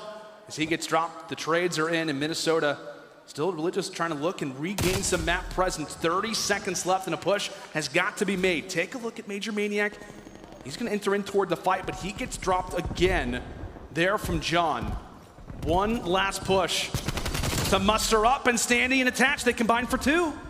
Yeah, Attach just goes big at money. He was able to find 1, and he stays alive as well. Now with 15 seconds left, all they have to do is take down Drazah, and they can get on towards this point. They're eventually able to do so, but now the pressure's gonna be here. MajorManiak with 2 headshots onto John and Slasher. Now the pinch is gonna be in from Matachi. No one player is gonna be in money. That's gonna be 3 dead. It's all on Kenny. He has to try to go big. He's able to find 1. Minnesota no longer have any respawns. No more respawns left, but Priestahh is able to take down 1 toward the basketball court. Thieves, they've got to get here. 3 players inside as Kenny takes down 1. Kenny takes down 2. It's a 1 versus 4, and good night to Attach. Thieves answer back off of what was some highlight type of play from Røkkr. A back and forth round, to put it lightly. Well deserved of the best play, but that still was not good enough to get them over the finish line. Just wasn't, man. Attach made a great play in towards money, just sliding back and forth, playing his life beautifully. They were able to find at least 3 players down, but Kenny goes huge with that one-on-one. He stalls enough time for Slasher to get into the play from basketball, and then eventually for John to come in from water steps. That pinch came in. Kenny goes huge in the final moments. Thieves tied up 1 apiece. Oh boy, Thieves answering back in the biggest of ways. A back and forth round, but we're all level at 1. Can it be an attack that they look toward? As we're all out aggression toward this A point to start. Priestahh does get distance toward those pillars. Back and forth. Drazah had the Fist of Fury, but he gets dropped, and with that, it's all left on to Priestahh, as he will take at least 1 for his troubles, and how about the second? Woo! And he wasn't even able to, Thieves weren't even able to complete that first tick of progression on towards A, so now that's gonna get shut down. You have every single player stacked in towards in towards Art, but they're trying to fly through middle. Attach and Priestahh read it perfectly. That's gonna be another 3 down. Last player is gonna be Kenny. Make it 4. So now all players from the Thieves spawning out towards bedroom. MajorManiak, he's in his position, but he's also gonna have some help from Priestahh as the crossfire is gonna come in. He's able to take down 1. Priestahh, unfortunately, not able to get the trade. Drazah finds 2, and now this might be the opening for the Thieves on this B point. Yeah, Røkkr, they were just overwhelming the side of LAT, but they may have found their lane. Drazah's at least able to get out with 1. He's going to go and have that call up prepared. So the Thieves, nope, someone's hanging out toward basketball court. Slasher decides to dip in toward pocket. So Thieves thinking about the long game, but another 1v1, and Priestahh's able to take it. So B point cleared. However, Thieves, really all that was used for was strictly a bait, as now they'll have 3 players strong over at this A zone. They've got the stack on in, but players begin to fall like flies. That's not only going to be rather 2 players inside of the point left. They are spawning toward driveways, so they've got a little bit more access than you'd like to think. As 2 fall. Thieves look good to capture this point, but here comes Priestahh again. Can he pay spoiler? He falls as well. And there you have it, minute 30 now prepared for Thieves. Slight disadvantage when we talk about the lives. Yeah, up by 7. This is not going to be easy for the Thieves players. You saw how well Minnesota were able to hold down bedroom control last time around. This time Thieves, instead of pushing the back, they're trying to go right through kitchen. Drazah is able to find 1. Standy just playing his life beautifully towards this lower window. Eventually he's going to drop to John, and now the pressure is going to come in from the backside. This is going to be a huge gunfight, and Attach is able to win it from in the spawn. So now here come the Thieves. The pinch is gonna be in. The last player is gonna be MajorManiak in towards bedroom. He's gonna drop. Now every single player spawning out towards laundry. They just had to get a couple body on it so they can get the progression to go up a lot quicker. You see, they're just valuing that position. They get a few down. That's when they're gonna go and die to stack the point, but here comes a few in toward that line of sight. Kenny does get traded. Positions known, positions aware, and really, it's just Minnesota Røkkr walking right through the front door, but as the entire hill comes to somewhat of an end, or the zone rather, it is Drazah realizing, hey, you know what? I've got a pretty free control point. I'm gonna go and hop on in it. Still a minute on the clock, and Priestahh, a big fight to take there versus Drazah. Major able to reply back as well. 3 down, and with that, Thieves are left with no respawns left. Slasher falls, and it's down to the other 3. Just great work for Minnesota, man. Only 3 lives remaining from the Thieves players. You have to try to make a miracle happen, but John is eventually going to drop. Kenny's going to get traded. Now it's all left up to Drazah. pushing in towards back basketball. 1v7, yeah, that's impossible. Minnesota, they stay alive, man. Just a great defensive hold. When we think that these find 3 kills and they're able to at least stack the point, gain some progression there, Minnesota always had an answer. Whether it's the ARs or the SMGs, someone is popping a two-piece to get them right back into the play. Like you said, it was just that swarming off the start. That's really what it kind of comes down to. Sometimes you look at a mode like Control, how this round really kind of went, and a lot of times it can be based off of that timer, off the amount of seconds that you have to work with. Minnesota swarm early, that Lin leaves Thieves with not as many points to work with. And so with that, 2-1 advantage right now for the Røkkr. Can this be their closeout round, or will we be sent to a round number 5? Standy's able to poke a few extra shots. And with that, that is 3 down. That's the best way to start off an attack round, is to get 3 and maybe even 4 down. This point is moving quick. Yeah, you already see what Priestahh is doing. He already has bedrock control, and he wins the gunfight as well. He's able to find 2. So you see the transition starting to come over towards this B point. You have a couple players from the Thieves winning a couple engagements, but still, MajorManiak here. He's going to be able to close out this A point, extend this time by a minute. But with Minnesota already having a 5 live advantage, they have a lot of time to work with here. They do indeed. 2 minutes on the clock. One of the more dominant rounds that we've seen, not just in this series, but so far throughout champs. Kenny doing everything he can to try to hold the line inside of Laundry, but the rest of his teammates doing everything they can to try to keep on up. But once more, it is Standy making the plays. Granted, he's the only really farthest pushed up player, but he will be able to provide the lane for the rest of his teammates. They're really running in toward the jaws of the Thieves. Kitchen is exactly where they wanted them to go. But if you are Minnesota, you have some time to work with. You have some time to try to figure things out. So far, the Thieves have been so good at not allowing that to be possible, but Attach may have found the lane. Sneaks right through. He's going to challenge that guy towards water steps. He's able to find that player. So now all of LA Thieves in towards that kitchen room. They can get on it. They're going to have 2 players actually on it, so the progression is going to go up a little quick. Standy and MajorManiak are able to find 2 kills.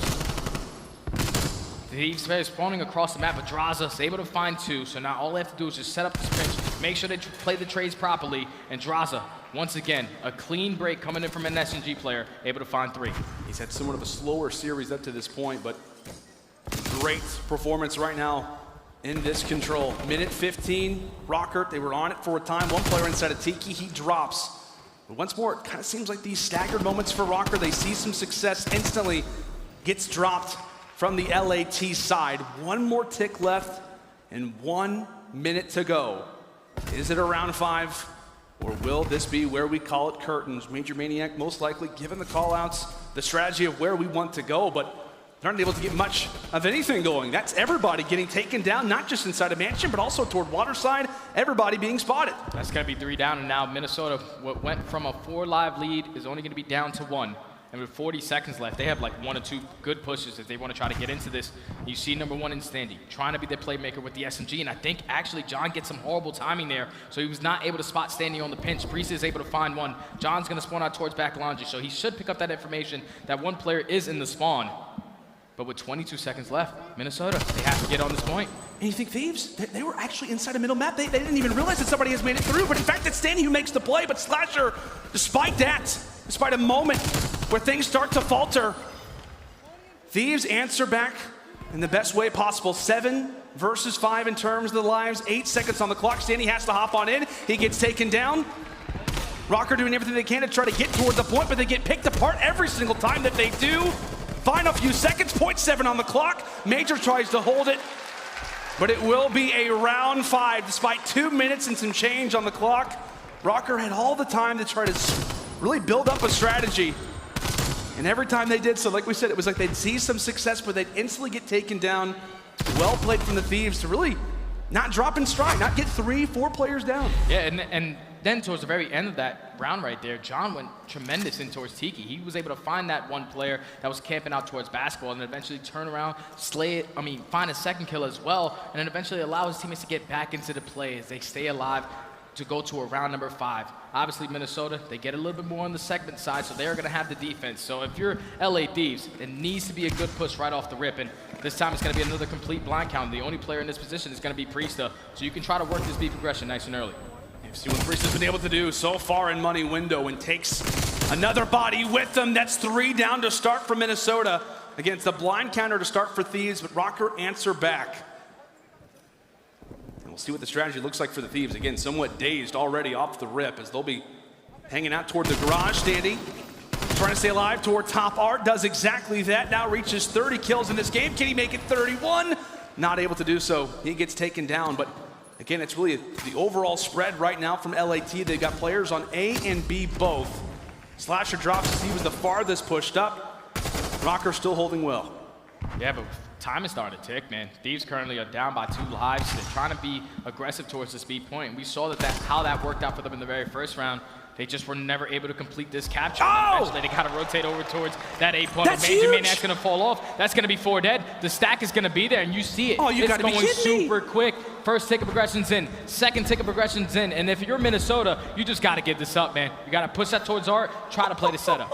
Study literally fell off the map. That's a Clayster special And they just walked right in. They're like, cool, awesome. Thanks so much, Major. Oh my God. We will definitely have to take a look at that after this map is over, but still, minute 20. How do the Thieves build off of that? They've got the hardest really job done. Again, we talk about that A versus B point. B, much more difficult to grab. But Røkkr trying to put some pressure, trying to lay it down as the Thieves, based off of their last push, now inside a jungle, they start to fall. And now all players are going to be shut down from the backside. So now you see number 4, which is going to be Priestahh. He's blocking these spawns. He's forcing all of LA Thieves to try to push the water side. But he's doing such a great job, able to find another 2Ps, trying to go for the third, but Slasher eventually is able to find him. But Drazah from water steps might be the opening. That's going to be 2 dead. But they still have to try to locate this player in MajorManiak, sitting a great corner, able to find one, just keeping the push from the Thieves stack. Thieves having to try to build up something. That's the great way to start it off, right? Find that early pick, get some map control established, and then really start to sink your teeth in. One final round, and potentially one final play. John gets tagged up with a nade, and now it's Standy's turn. A back and forth exchange, but overall it is an equal out trade, and that will favor Minnesota for the time. The great reaction from Priestahh, as they'll take down Slasher. With that, Thieves, they have to try to pile on in. Clock stop for a time, 3 seconds, and there we have it. One more player left, and that will be the map. A back and forth contest, to put it lightly. Comes down to a round number 5. Thieves give it their best effort, but it's Minnesota grabbing this one and now putting themselves in the driver's seat in regards to this series. Now up 2 games to 1. And that was 5 straight defenses. Like, if you're Minnesota, it's a little bit different in that round number 5 because you lose B right off the rip. MajorManiak falls off the map. You're just like, huh. Oh, we gotta watch this again. We have to see how this happens. He's literally right on the edge. Oh, that has got to hurt. I'm sorry, Major. You're gonna be looking at this later on and be like, why are they showing it multiple times? Oh. But still, you know what? At least if you're Minnesota, you can kind of laugh this one off. You're like, you know what? He falls off the map. We still won the round. It's all good.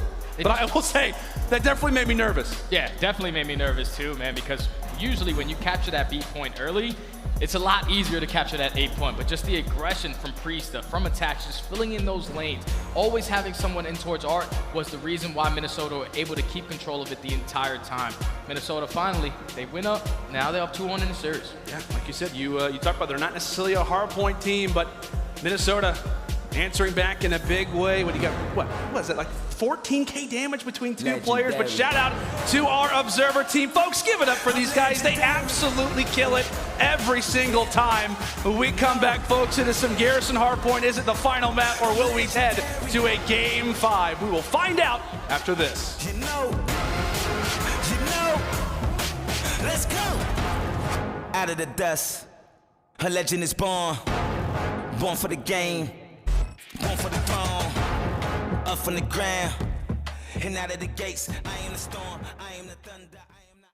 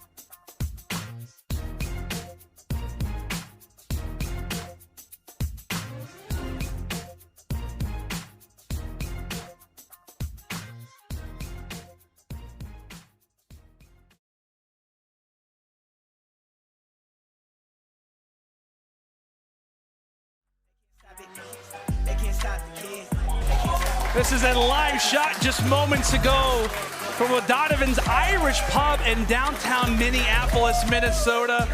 Absolutely love the Røkkr fans. They have been excellent all season long, and these fans are also absolutely fantastic. We love our CDL fans. That's without a doubt is Minnesota. They are somewhat celebrating for right now. Obviously, they get the job done in the search, destroy, and the control, but Hardpoint continues to be the talking point around this team. Said what his name was earlier on the desk that brought it up, had said, hey, you know what, if this team really wants to be a top contender coming in now toward champs, it is going to be around this Hardpoint mode. Based on what you've seen so far, right? We've had, what, the two map sample size from Minnesota. We saw they played in that checkmate. They obviously drop it. Have they given you enough to assume that they have the ability to take this? They really have. No, I think they definitely have, man, especially because the way that Standy and Attach are playing is completely different from when they played versus Dallas. Like, these guys are making plays happen. They're not afraid to just hit routes with those SMGs to get the job done. And on the opposite side for the Thieves, John just had one of the worst controls I've ever seen. That was 18 and 38. He needs to be a guy to step up on a map like Garrison. It's a win-or-go-home situation. Basically, when you're playing this map, it's all about the SMGs, how much they can finesse. And for John to have that stat line in that last map, he has to go tremendous to force it to a Game 5. Yeah, I didn't get a chance to see like the exact numbers for Drazah throughout that control, but I want to say like at one point we called it out. Like, he's playing pretty well, so we continue to talk about it. John, the player to look out for when it comes down to this LA Thieves roster. Again, their entire year is on the line right now. I know it's kind of weird. Like, we're already in day one. We're talking about teams exiting. It's a little bit different, but it is the story. A group of veterans, been in this situation many times. A lot of pedigree with this group. Talk about Slasher and John, Slasher and Kenny. Number of different guys who have been in positions like this, but they're going to have to dig deep if they want to send us toward that map 5. And for some reason, Minnesota, I guess it's something about being down 0-4. Well, they weren't really down 0-4 here, but they lost 4 maps straight, and then they turn up. So now into the hard point we go. Gonna start off with this P1. Attach is gonna be the player on towards the point.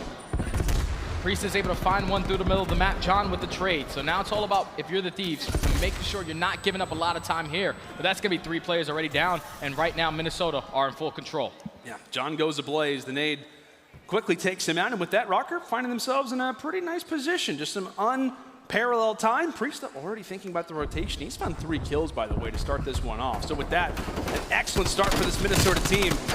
Quickly punching the Thieves right in the teeth, but Drazah, Kenny, they combined for 2. So with that, some time back and forth, and now the really question becomes in terms of that P2 spawn, who is going to have the advantage? Right now it is Thieves with preferred side, but Priestahh now sits at 4-0, could cause some problems. His team is hopping inside of the hill. They're walking away with the time, but in terms of that next hard point, the money hill, Thieves are in a position to easily bring this one back. Yeah, Priestahh tried to go big man off the rotation by himself. He was trying to finesse the entire time, but they were able to find him, and now the Thieves are going to be able to set up properly for this P2. The pressure is all coming in from inside breaks, though.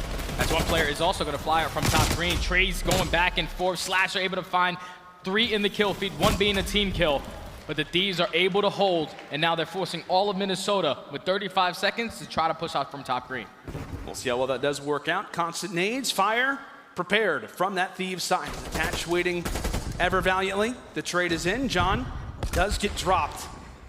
And so with that, Minnesota, plan of attack, is it still going to be toward top green, or are they going to make their way toward the back set of bricks? And really, are they even going to try to push this? Really now starts to become the question. With 13 seconds left, they will look to halt this push and now refocus for next. So really, it kind of comes down to that early wave. Thieves hold them off. We talked about how great that P1 was for Røkkr. Now look at that score. Not totally the opposite direction, but it is Thieves now with a 20-point lead. But again, it's a map like Garrison can go back and forth. We'll see how Thieves look to try and retake this now. So now the pressure starting to come in through the middle of the map. Spawns is still going to be in the backside for Minnesota. Priestahh able to find 2, so that's going to stagger the push from the Thieves. And so far, this has been a great hold.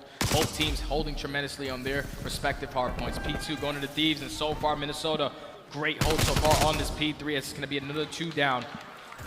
And with 30 seconds remaining, they do have the lead right now, but they have to start thinking big picture. You want to find a couple of these kills, push through, and eventually try to flip these spawns. We'll see if that begins to work out. 70-51. MajorManiak with 2. An emphatic double at that, but that will not be enough. Thieves, trade is in. Røkkr will be able to escape with the time. Thieves now toward the backside of their spawn. And really in moments like this, you talk about the communication, we talk about a roster like this that has all the pedigree, all the experience in the world. Let's go ahead and go now to a listen-in with the LA Thieves. Rails. Low time. I got him. Octane outside, one shot, dead, I got one time. Top green. He might chow. Hey, I'm pushing him. Top green, major weak. Top green. Yeah, he jumped on I stuck him. Nice. I'm getting you, Austin. I'm getting you. Top green, doing. Hey, top green. Wait, touch top cat. Lights One shot. Inside top green again. Okay, I'm top green. I got him. Nice, I'm a block for a second. I'm gonna get top green. They give me mid, bro. Take me mid. Yeah, they can hit my tank. Tell me, I got it. You can be less. I'm giving it the block, Russ. Yeah, one's in lights. Two lights. Yeah, 2 lights. One hit middle. Left side You middle. get time. That's not mid. I can't get top mid. I got it. One shot. One's in Catcher's weak, major. I need catcher. What's up, green on me? Major, I need a green push. One shot, you. I'm green. One shot, I'm Theory to the here. right. You jump on him? Yeah, I'm here. Okay, one came on the ground. He's one shot. He's on the green. He's on the green. What's green? Yes, Flip. Spawner. I'm playing. Yo, help me push it. You're right somewhere. Be elbow me, bro. He's in the corner. One shot. Undergreen.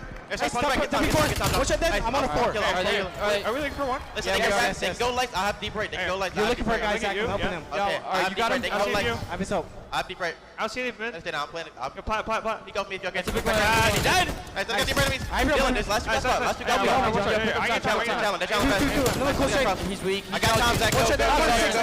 I'm on 6. I got Tom. Give me back lights on me. I'm trying to go.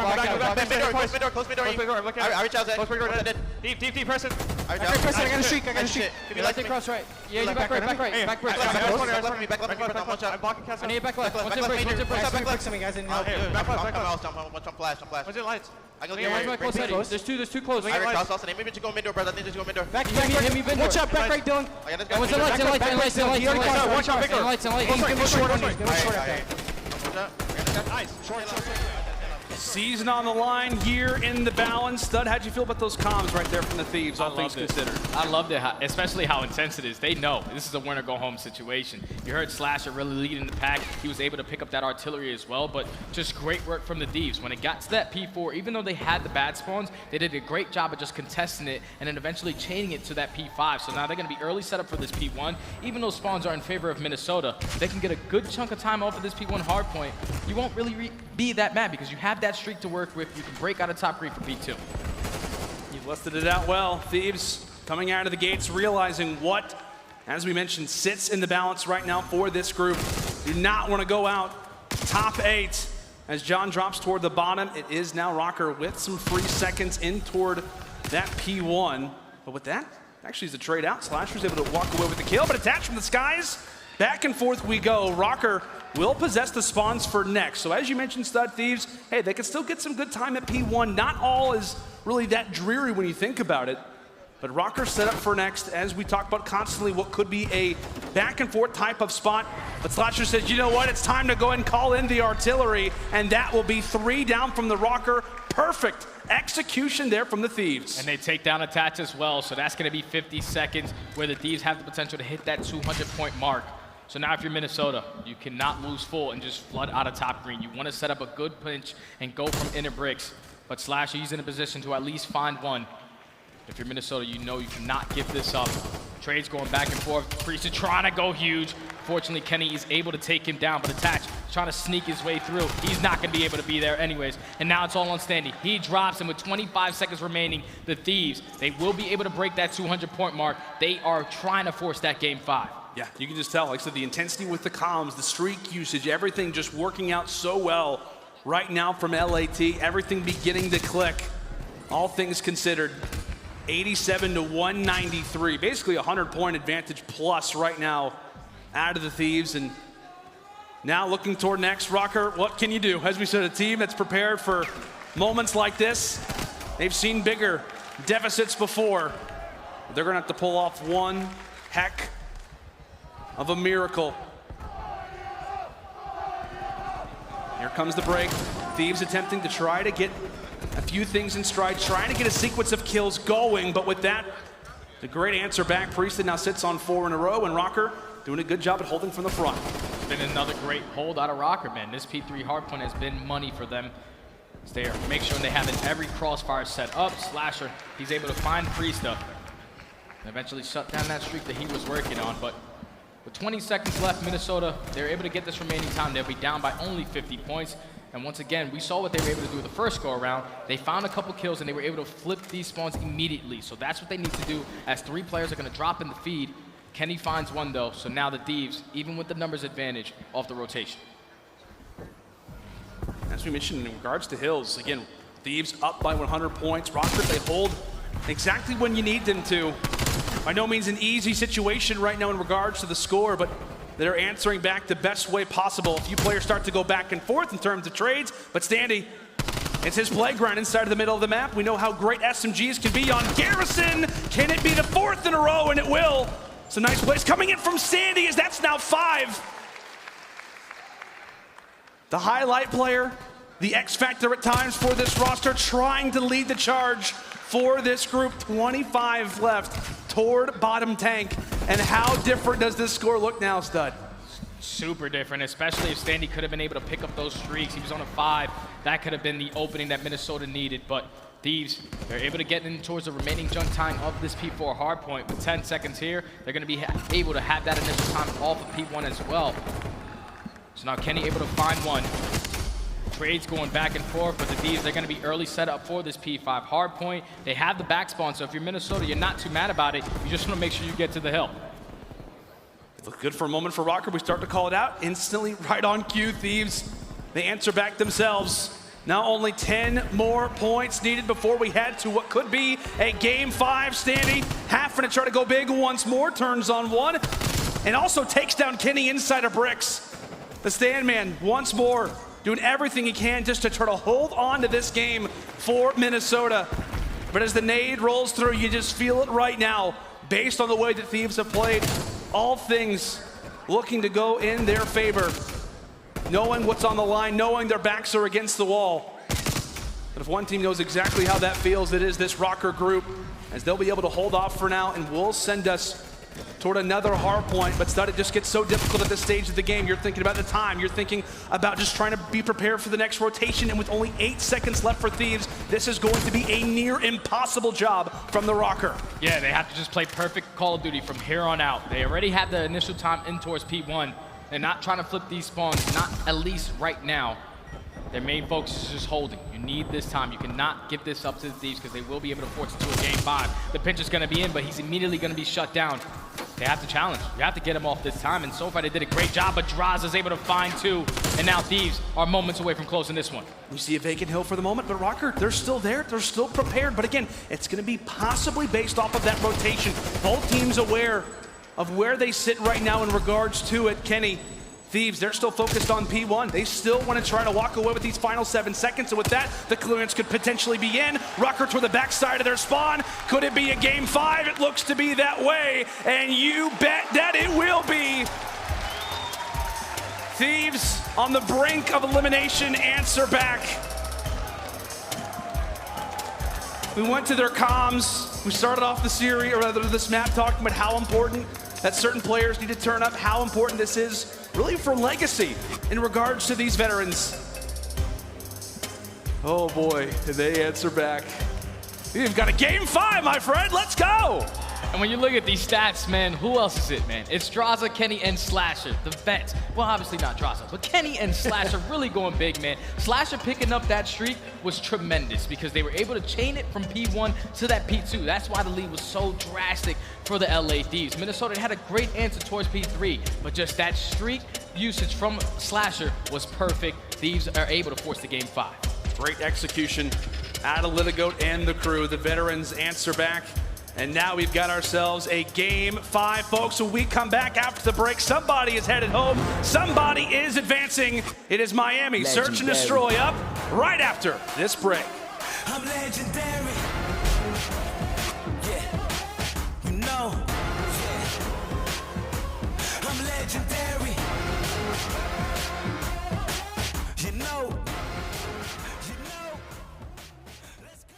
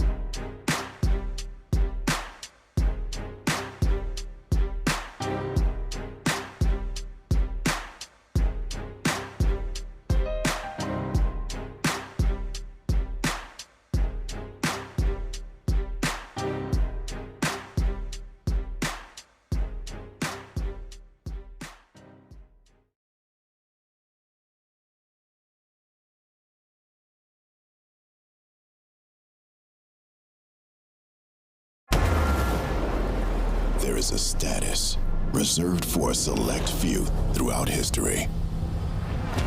For those remembered for more than just a name, it's a title even kings die in vain for. Out of the dust, a legend is born.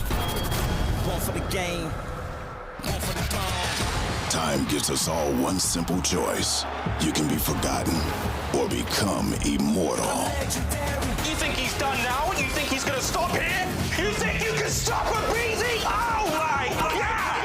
Let's go! To be remembered is not enough, because anything less than legendary is failure. Accuracy, though, they line up! They line up for accuracy and he wins it! Are you kidding? Accuracy with thighs!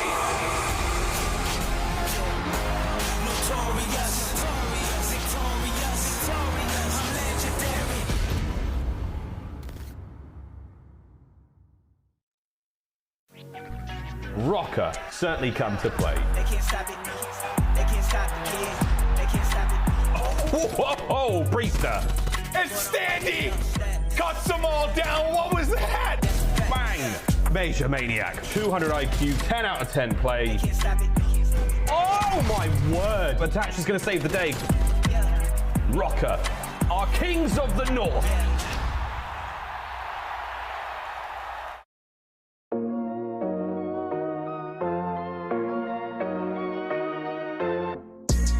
Like, I've had enough of this. Final game's over. Ah! Somehow he finds that kill. Lines them up. Unbelievable. I cock back, take a shot, get the kill switch. The LA Thieves! My word! That is pure magic. Ladies and gentlemen, welcome back to CDL Playoffs 2021.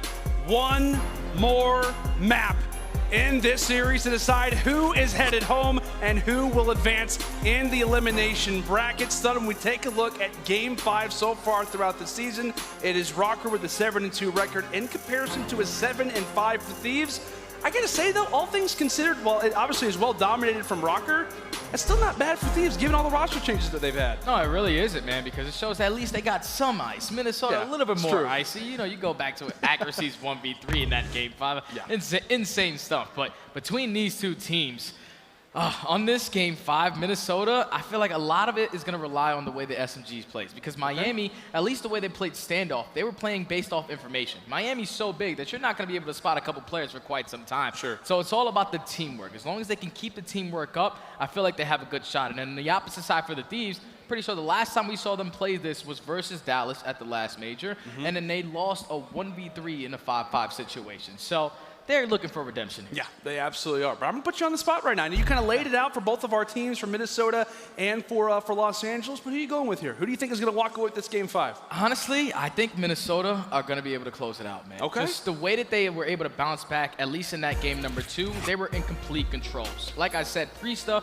and Standy were really stepping up. They opened up with a majority of first bloods, and if they can do that on this map number 5, I feel like they will be able to take it. All right, so you're going Minnesota. Honestly, man, I'm going with the Thieves. Okay. I really am. That's what my pick'em say at the very least. So I'm going for LA here. I don't know. Maybe going with vets. You got vets on either side, but I don't know. It'd just be weird to think that, you know, like players like Slasher, players like John, players like Kenny could potentially go at top 8, but you could also say the very same thing for Minnesota. Folks, I'm now going to go and pose it to you. Who do you think is going to walk away with this series? Are we going Minnesota? Okay. All right, that's pretty good, pretty good. All right, who thinks that the LA Thieves are gonna walk away with this series? Make some noise. Okay. It is LA, and at least in terms of the crowd, so what, it's a 2 versus 1 stud. I mean, you've clutched up before, but all right. You know, how's it feel? Does it feel any different? No. All right, It's okay. Sorry, Mick. I'm just ready for this Game 5. Oh, I am too. This is gonna be fun. Like we said, it doesn't get better than this. Like we said, we got an elimination game here, we got an elimination game up next. You could not ask for more than this. A good old Game 5. The intensity starts to set in that much more. The weight, the pressure on the shoulders of all 8 of these players in terms of this year. Everything that you've worked for could very well come to an end at this very map. Here we go, ladies and gentlemen. Round number 1, Miami search and destroy. It is Minnesota to kick it off here on attack. And you see what they're trying to do. They're working this bomb over there towards that A-bomb site. One player in attach is going to be the player that's watching the late flank, not trying to have any openings for the Thieves players to push all the way around the backside. But right here, Slasher with this angle, he should be able to get this cross if any player is trying to cross through that beach side. He's going to give that information to his teammates, but Kenny, he's able to at least pick up some information on MajorManiak. But the pressure is going to be here, and they have 3 players at the team bomb site. Kenny has to try to go huge, and with him picking up that first blood, already the Thieves have the man advantage. Yeah, and as that island player, makes the ultimate difference, potentially slowing down that Røkkr push over toward that water side. But in fact, they're just going to go and push on through. They say, you know what, you take one of our members down, no big deal. Attach on the opposite side of the map, he gets picked off as well. So 1 player over at the beach, 1 player toward the parking side, in both fights favoring LAT. 30 seconds left, the 2 versus 4. We did see it in round number 1 of our last search and destroy, but this is a much different scenario. Now all down to Priestahh, 23 seconds left. He has to try to take the player off of the defuse. Drazah punching in the digits, and John and Slasher are there to watch over him. LAT from start to finish, a solid round. Just great work, especially from Kenny. When you're that island player at that A-bomb, your job is to basically just get the information and play your life. You're most likely going to have to give up that bomb site, but with him getting that first blood, already they have the man advantage. They soloed out attached towards the backside of the flank, and then they were able to put themselves in a 4v2. At that point, you play your numbers advantage, you play the trades, and the Thieves are able to close out round number 1. Yeah, as you stated it, man. Big plays from Kenny to start. Røkkr from there. Still able to lay down that bomb, but regardless of that, there's only really 1 kill that ends up coming through. That one from Priestahh. Very well controlled out of LAT, as they'll now go ahead and wield their chances with the bomb in hand. Specifically, in the palms of good old John. But not an A attack effect. In fact, it looks to be over toward B, so a more aggressive thought, at least for the moment, from Thieves. But Standy, that's where he thrives in positions like this, but he gets picked apart. The great team fire from the Thieves gives them another first blood. Yeah, so that's going to be 2 first bloods, but Priestahh with the immediate answer makes it a 3v3 situation. They have 2 players on the Minnesota side who are still committed towards this B-bomb push. Unfortunately, John is going to drop, so now Minnesota do have the man advantage. Drazah has to try to stay alive, pick with the bomb, just get out with your life. But what quickly went from a 4v3 is now a 3v2 in favor of Minnesota. Oh, and Kenny peeks out. How about the shot from Kylo Ken? Escapes with 18 HP, and more specifically, brings it to a 2 versus 2, in which that bomb is going to go ahead and get planted. So with that, Major from one side, Priestahh from the other. Drazah gets sandwiched, and Kenny's going to have to do this one solo toward the parking garage. They are going to be aware of his position. Can he stay alive? Puts in some bullets toward Priestahh, but not enough to get it done. Røkkr are going to be successful in the retake. They'll punch in that defuse, and we're all tied at 1-1. Yeah, I think that was just an unfortunate old auto mantle right there coming in out of Drazah. Like, there's no way. He knows that one player's in front of him, and just the angle that he was at, Kenny was able to at least spot Priestahh coming down the steps. Once Drazah drops, it's 2v1. You shoot a couple toes on a player of Kenny, and eventually you're able to close out the round. So Minnesota, they tie the game up at 1 apiece. Priestahh, a great showing so far from him, as we're going to take a look at the best play out of this guy. Picks one apart, he's hitting Drazah, accidental auto mantle, and then obviously takes down Kenny inside of the garage as well. Now off to a 4-1 start is P-Dog. He's barking so far on Miami, even though it is a 1-1 up to this point. But now Røkkr will be in the attacking position. Last time around it was that A play. Kenny got the first blood, and from there everything really kind of started to fall apart. And so far from Røkkr, granted things could change. It appears that A may very well meet the target once more. Yeah, it's looking like they're going to go for the same exact push. But the double blind count. Kenny, he was trying to get towards that boat side, but they were able to spot him. Drazah with a good crossfire, able to get the first blood. So now Kenny, that's going to be the opening to get towards this boat area. But attached, once again, another answer to make it a 3v3. Constant trades back and forth. I mean, obviously seeing in Game 5 just goes to show how close these teams are, but so back and forth in every single one of our games. Every single one of our rounds, Standy catching Kenny off guard toward the boat, and with that, that will be a free lane toward water. So not only is this plant going to go down, but it's going to go down without a hitch, no problem at all. And now the Thieves, what once previously was their spawn, now is something that they're going to have to fight over themselves. It's up to Drazah And it's up to John. These early visuals so important. I thought for a moment he might have spotted the head there of Standy, but meanwhile John gets picked apart. There goes Drazah as well. Minnesota find their second. There's 2 rounds in a row where Minnesota, they have gotten first blooded, but they soon enough just make it an even numbers match and just force it immediately into a 3v3. And then Standy, we talked about him, and at least in that game number 2, he's not afraid to make plays. Even if he's hitting right up the middle of the map, he was able to find that kill onto Kenny, puts his team in the man advantage, and immediately plants that bomb. He knows that the other 2 players from the Thieves are across the map, and that was just an easy round for Minnesota to close it out. Now go up 2-1. Yeah, very well controlled from Røkkr all the way throughout. As we said, man, it cannot be understated to think that some of these players could be sitting in a top 8 position. We know this Thieves roster, granted they've gone through so many roster changes throughout the season, but just so much veteran experience. Another side from Røkkr. So they're just off of a stage 5 major win. 3-0'd by Dallas just hours ago, and now into one of the most intense series of their lives. Is now for Thieves here in this attack. So far the spread appears to be the 1-3 overall presence at that beach side, which continues to be the story so far of this Miami Game 5. All out toward water, but it's MajorManiak and it's Priestahh that are prepared for the push. MajorManiak is in such a great position. There's no way any Thieves players are going to try to read his corner. But it's only a matter of time before someone tries to work towards this bomb plant, and that's where MajorManiak will strike. He's just taking his time, trying to time it perfectly, but Priestahh with that information, he's gonna give it. John is gonna drop. That's gonna be bombed down, and with 25 seconds left, Thieves have to try to get this bomb down in a man disadvantage. Yeah, that's the problem with going to this A site. Sometimes the time just continues to mess with you. That's gonna be Kenny and Slasher though. They're gonna be able to walk with 2, but again, 15 seconds left. That bomb has to get planted. Thankfully, Drazah is near and dear to it. And there goes Priestahh as well, all on to attach. We've given him the title of one of the clutchest players in COD history. Does he have another one prepared for us? Shuts down Kenny, and now left up to Slasher and Drazah, but this is not an easy bomb site to reclaim. Considering where both of these players could be, hops on the defuse, got scared for just a moment. The Thieves answer back. It is 2-2. Yeah, he knew that that round was basically impossible. Slasher had that bow control. The other player was all the way pushed out towards their spawn. So your best play at that point, you're not going to try to solo out one because you have no chance of winning the round. Just hop the bomb. It's unfortunate that Slasher pieced it at the right time and he was able to win the round. But just great work from Kenny and Slasher. Time is starting to dwindle. And once they found that kill onto MajorManiak, they eliminate that player from beachside. And then they realize that both the other players are across the map. You get that bomb down and eventually play the numbers advantage to your favor, and the Thieves tied up to a piece. Yeah, we like to set up early from the Røkkr, but Thieves did answer on back. A few in stride. A Slasher leading the way right now so far throughout this game, not just for his team, but for the entire lobby. Right now at 5-2, sits on the 3 spree.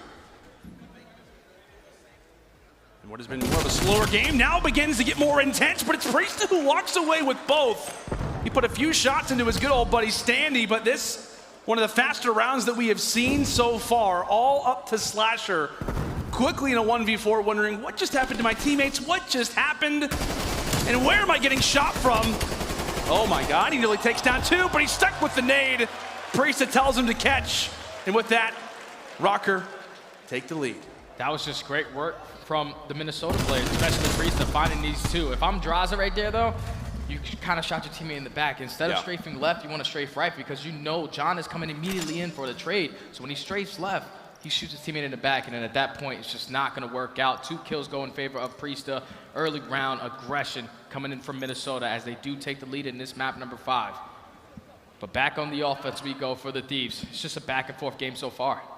It's really been the story of the series. I mean, we talk about constantly the hard point. So many lead changes. I guess you could say that hard point we just witnessed was not the closest, but just in general, such a back-and-forth game, and Priestahh only adding toward his fantastic stat line so far. What sits at 8-3 on the 4 streak. Gets that first blood, but John making some noise toward the sand, and there we have it. Major taking him off of his heels. Thieves left in a tricky situation. Drazah over toward the beach as he gets picked apart, and there we have it. Røkkr from beginning to finish, well controlled and well handled. And it's Priestahh walking away with half the lobby again. That's now double digits for P-Dog. That round was beautiful out of Minnesota. They had 3 players being aggressive in towards Garage. They soloed out that player that was watching that late flank. They take him down, which was Priestahh. He's currently on a 6 spree, and now they have the man advantage. All they have to do is wrap back, and MajorManiak opening up with that kill makes it a 4v2. Eventually, you allow your teammates to get back into the play, but Minnesota, they are looking so good in this map number 5. If Priestahh can pick up these streaks, it's basically over. Yeah, that would be so difficult to handle if you are the LA Thieves. But that has to be one of the many positives if you're Røkkr. You know what, we got a player on streaks. We've also got the advantage, some time to work with. They get someone uncomfortable for Standy, so Slasher's gonna be aware of the positioning for the most part. And the slide on out, Kenny's there watching over his teammate. So the great AR combination toward the water side is, again, this just continues to be where a majority of the fight takes place. I mean, if we had a heat map right now so far on this map start, it is, what, I mean, 80% it feels like of all these fights have been here. Yeah, they definitely have been, man, but with Standy dropping there, some great crossfire set up on the Thieves side, especially Kenny. If you're Priestahh, you just want to stay alive, you don't want to drop. But Slasher was able to find the second, so now with 30 seconds left, MajorManiak and Priestahh left in a 4v2, but Priestahh's able to find one, so that's going to be the artillery. If he can find the second, it would have been the cruise, but Slasher was able to shut him down. And now all left up in the 1v3 is going to be Mr. Major, and unfortunately, Mr. Liddy Coach, Slasher, trying to clutch up and ice up in this game number 5, wins the round for his team. Yeah, LAT, they get the swing round, but as you said, what you said, Priestahh did get the streak, right? Yeah, Priestahh picked up the artillery. So that's huge. I mean, like I said, at the very least, you're in a position like Minnesota, you have some positives to take away from what ultimately is a negative situation. They still hold on to the lead, but as we said, it's such a great game so far from really 2 particular players. We got Priestahh at 11-4 and Slasher, as per expected, doing everything he can to try to keep the Thieves alive. 9-4 so far for the Litigoat, for Thanos, number of different nicknames. Maybe he'll earn another if they can walk away with this game 5, 4-3. Minnesota with the advantage as Thieves will take once more the position of attack from Waterside now to a more aggressive look over at B. And for the first time, nobody from Røkkr inside of top purple. Yeah, that's where the opening is going to be, because without having top purple control, Thieves know that they have to be playing towards the backside. The potential flank might come in, but it's only a matter of time before they try to push the pressure on towards this B bomb. Able to spot that trophy there, so now you can use your tacticals, but Priestahh, he's going to call in that artillery, or at least ping it for the information. I don't think he uses it completely, but he knows that all the players from the Thieves are going to be at this B bomb. So now with John, unfortunately, he's not going to try to drop it, but this is when the streak usage is going to come in, and with 30 seconds left, that's going to be first blood going to Minnesota. Big moment is Major, also able to take down Slasher on to Kenny and Drazah, and the 2 versus 4, the streak. They've had to deal with pretty much everything, but keep in mind, they did have 2 players off the rotation from the other site as Priestahh over the top. His teammates will pick up the kills, and Minnesota now on series point, up 5-3. Yeah, and they used that shriek. They invested it beautifully, man. They knew that the time was starting to tick down. This was their only commitment towards this B bomb. Once you pop that ping, you see all 4 players towards lower garage. Just gonna wait a little bit longer because your teammates have that cross the bomb. So he times it perfectly as John was eventually trying to get that bomb down. Currently sitting at 1-6, not really having a hot map. Priestahh calls in at the right time. Now Minnesota, 1 round away from moving on. Thieves, pressure is on you. Perfect COD from this point out. It's going to have to be 3 straight rounds versus one of the best search and destroy teams in the entire world. And that's the way to do it. Kenny, off the rip, able to shut down Standy, who's had one of the slower games so far up to this stage, but really it's been the teamwork from Røkkr that has put them over the edge to kick this one off. But someone unsuccessful at B, now the rotation in at A. With 40 seconds left, you like this so far if you're the Thieves, because it's going to have to be a pretty decent rush from the Røkkr, and with Slasher getting the information that he does, you should give signs that the play is going to be inbound. But how about that shot from Priestahh, now sitting at 13-4? Could that be the play? Could that be the sequence, the kill that gives Røkkr the round that they need, but here comes the objective. That's gonna be planted. Priestahh dropped, and now it's the advantage toward the Thieves, but by 1 life, Major takes them down. It's into the 2 versus 2. 30 seconds left, Attach takes down 1, and with that, it's all on to John. All by himself, what can he do? 25 seconds, and the Røkkr players just trying to distance themselves back. Attach knows, as long as I stay alive, that should decide how this game goes. John for the first, but he doesn't see where Major is. He doesn't see where Major is. He was toward the bottom side of the car. Has to go for the defuse. Major, can he take him down? And he will! Minnesota stay alive! A Game 5 thriller! Just got to go back to what we said in the beginning of the series. Minnesota are a 2-3-5 kind of team. All year long, this Thieves roster has struggled with control. They have struggled with search and destroy. They just couldn't fix it in time, man. And now they find themselves eliminated from the tournament, eliminated from the season. Minnesota, they move on. My. I mean, you want to talk about the definition of a game that was so back and forth. Pretty much every map had exactly that. A phenomenal performance from either of these teams, but Røkkr really off the back, man, of Priestahh. I mean, what does he finish off with? 13 and 5 goals on the 7 spree. As we talk about earns the streaks on Miami S&D, one of the more interesting rounds if you were to take a look back at the VOD of this one again. But excellent performance there for Priestahh. We talk about Standy when he goes 2 and 6. Not the greatest performance from him, but it's the overall team. It is Priestahh, it's the rest of the group going big when they absolutely have to. Yeah, man, that was just a great series for both teams, but more specifically on the Minnesota side, man. Just winning that search and destroy gave them some early momentum. Yeah. Then they take their guaranteed mode and control, and then now they're sitting at 2-1. They're pretty comfortable. Obviously, the Garrison didn't go their way, but if you get it to the Game 5 versus a team like Minnesota, they have a lot of experience on a map like Miami. On the opposite side for the Thieves, still a fairly new roster. Don't forget, these guys were only formed at the beginning of Stage 5. Just wasn't enough time for these guys to get their strategies on point, and we're going to see them exit early. Yeah. Fortunate to see Thieves, they go down top 8, but it's the Røkkr who stay alive. They rebound off of a 3-0 loss versus the Dallas Empire and keep their champs' hope alive. Well, folks, that's going to do it for this series. We're going to go and throw it down to the stage where Jess is joined alongside by Standy. Thank you, Landy. Yes, that's Lando, rather. Thank you, Lando. That's right, I have Standy here with me for your Game Fuel Victory Spotlight. Congratulations on the win. Congrats on avoiding elimination. I mean, you guys came in so hot after that Major 5 victory, but were not able to avoid getting down here into the losers bracket. What was the message to your team? What did you guys say to each other as you prepared for this matchup? Before this match, like when we lost to Dallas, like the last major, we came back from being down 0-4. So like, if we put our minds to it, like anything's possible. So I think we just kept preaching, believe in each other, and be confident in each other, and we can make the run happen. Yeah, we all remember that Røkkr resurrection that you guys pulled off. But Standy, this is your first champs. Did you lean on anyone for advice? I think I leaned on my teammates a little bit, like Dylan, fucking beast unit. But he's a god, so I relied on him, but yeah. Well, tomorrow you are going to be facing the loser of FaZe versus New York, and I mean, how is the game plan going to change depending on who you end up facing?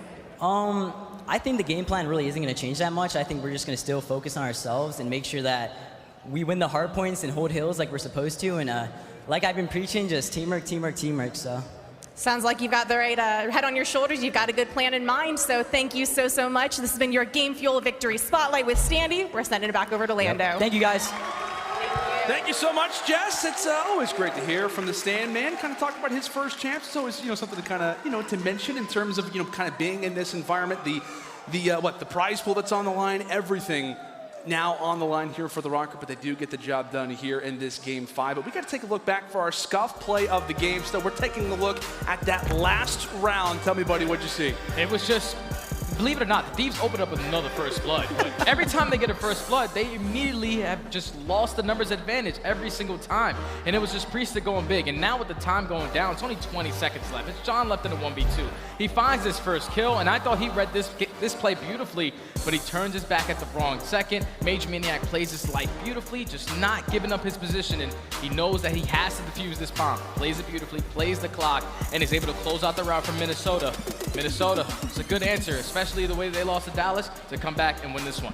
Without a doubt, you've heard the Røkkr resurrection. Well, this could be the start of the Røkkr rebound. They get the job done here in the Game 5. Stay alive. When we come back after the break, it is the desk breaking down that game and setting us up for the final match of day one. You know, I'm legendary. You know, let's go. Out of the dust, a legend is born. Born for the game, born for the throne. Up from the ground, and out of the gates, I am the storm, I am the thunder.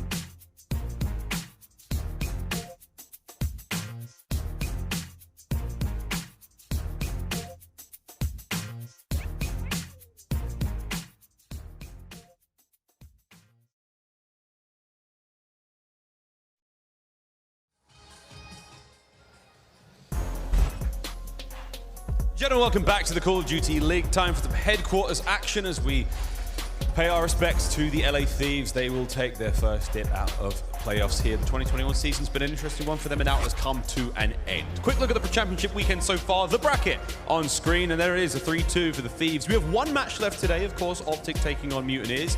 Bound to be a treat, but we'll get to that when we get to that. Fellas, this has been it's been one hell of a day, right? I mean, I've seen a lot of tweets about hairlines receding, the stress levels, pulses, ice in the veins, you name it. How are you boys doing, Names? We'll start with you. What a match. It's just frustrating to watch out of the LA Thieves, right? Like Great and Hardpoint and everything else, they were just crumbling. You look at that search and destroy, so many rounds they could have done different. And then especially for John, right? He gets an opportunity to come back. The guy did not have it. He set .58 throughout the series, -42 with the most deaths. I mean, that's unacceptable. And the thing about the -42, they got outslayed by 5 total kills across the entire game. That is, I mean, literally one man dragging them down. There's no other way to say it. It was not the performance they want to have on the biggest stage. Yep. Oh, it's ruthless over here on the desk, apparently. But I mean, if we're going to give a lot of love to the Røkkr boys, of course, because they did do a great job. That was a wonderful performance from them. Again, search and destroy, fellas. Now, we've got some footage, but again, it was a good run from them. Again, we heard the talk about one of the best search and destroy teams in the world. Lando and Standy giving it the gas, as they should be. What do you make of that one?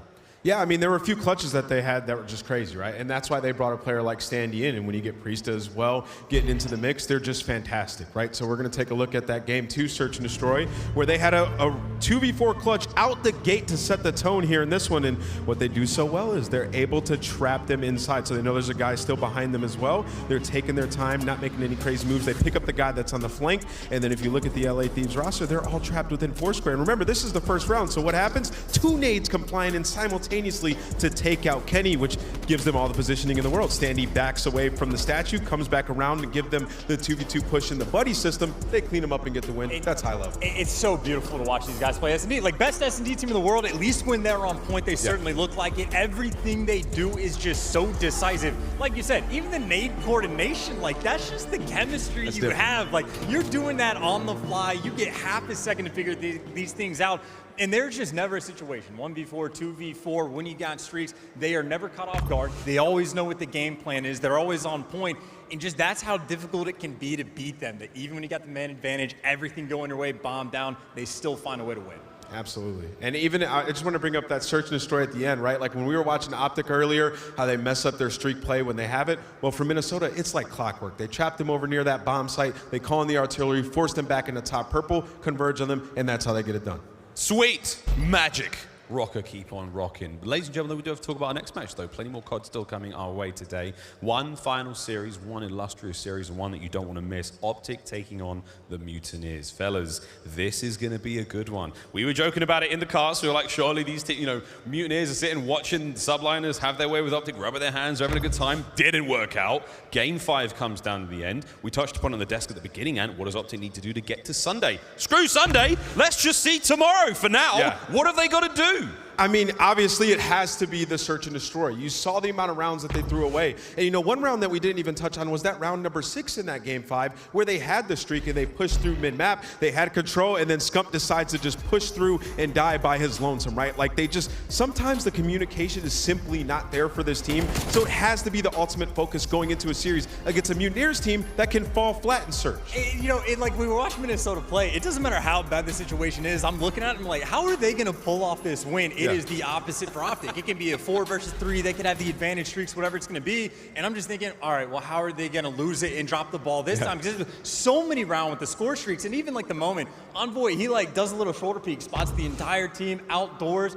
Where's the communication? Be like, call that bad boy in. Like, we have this streak to use it to get the wins, but it's the hesitation. It is the thing that has plagued these guys all year long. And frankly, I mean, it's champs. It's the same mistakes. They are looking like they're coming to these situations fresh, like they haven't seen them before. It's hard to keep the faith. It's a tough one, but again, that round 7, that crazy diffuse scenario, what we saw there was 2 in-game frames. Waldo, the observer, they went through, they watched the tape back, they analyzed it. It was as close as it could have possibly come. 1 frame, maybe? But that's insane, still insane. It's a bit of bad luck still for OpTic in the S&D, but we'll see if they can make the recovery, fellas. It's going to be big. Now, I have to hit you now on the spot. And who wins it? Who wins Mutineers OpTic? I think OpTic, they went back, they watched that, and we know that they have it in them. I think they take this. I look at Mutineers, they've been a team that's been up and down. They fall flat at times. They have the potential, but OpTic's going to win this in a 3-2. They're going to fix their search and destroy woes when they get to that game 5, and they're going to win it. Honestly, for me, the gut check was OpTic 3-0. I think they'd come out and take care of business. I think I gave Florida credit for the map for like the official pick, but I just think they've been the better team. That being said, Florida is super dangerous. You never know what you're going to get, but across the board the entire year, even with the occasional lows in search and destroy, I just don't think Florida have showed that they're like up to the same level that New York can play at. I think OpTic will have a comfortable series. I'm not going to sit on the fence here, man. I'm actually thinking that, look, I think OpTic took a big hit today, and it's hit to the ego and hit to the, the morale. I'm worried, though, for Mutineers players. Like, they're dangerous boys. Think of what Neptune's done time and time again. He's a guy that you literally can never count out of any situation. If the pop-off is happening here, I think it could be a 3-1, 3-0. But that's the issue, though. When you look at the Mutineer squad, it's always if the pop-off is there. Right? Like, they don't play intellectual Call of Duty. At times, you'll see Awakening. He'll take a short route, right, and he'll end up costing the team spawns. And, you know, you just need them to be going off. And that's a big issue, especially when it comes to the hard point in the final moments and how they seem to crumble. And you said you had, what, OpTic for a Game 5 win. Yeah. See, that's crazy to me, because I think the Florida, the only path to actually win the series is to win the S&Ds and get to those Game 5. Because remember what was happening in Stage 1, right, where Awakening was like the guy, the Terminator, the first blood guy. Blood King as an AR, and just one of like the most terrifying players seemingly to have to go against. If we get a little bit of that flavor, a little bit of those Havoc flanks, and Neptune, who has continually grown as a player. I mean, it's been, what, 2 weeks since we've seen these guys? Yeah. Who knows how far they've come? That's all right. We have no idea what to expect. We haven't got a clue, but we're going to find out, ladies and gentlemen. Now it's time to take a break. Get our feet up and enjoy the last match of the day. One more here for playoffs, and it's going to be a treat. You don't want to miss it. When we come back, it's OpTic, it's Mutineers, and one of them is going home. I'm legendary. You know, let's go. Out of the dust, a legend is born for the...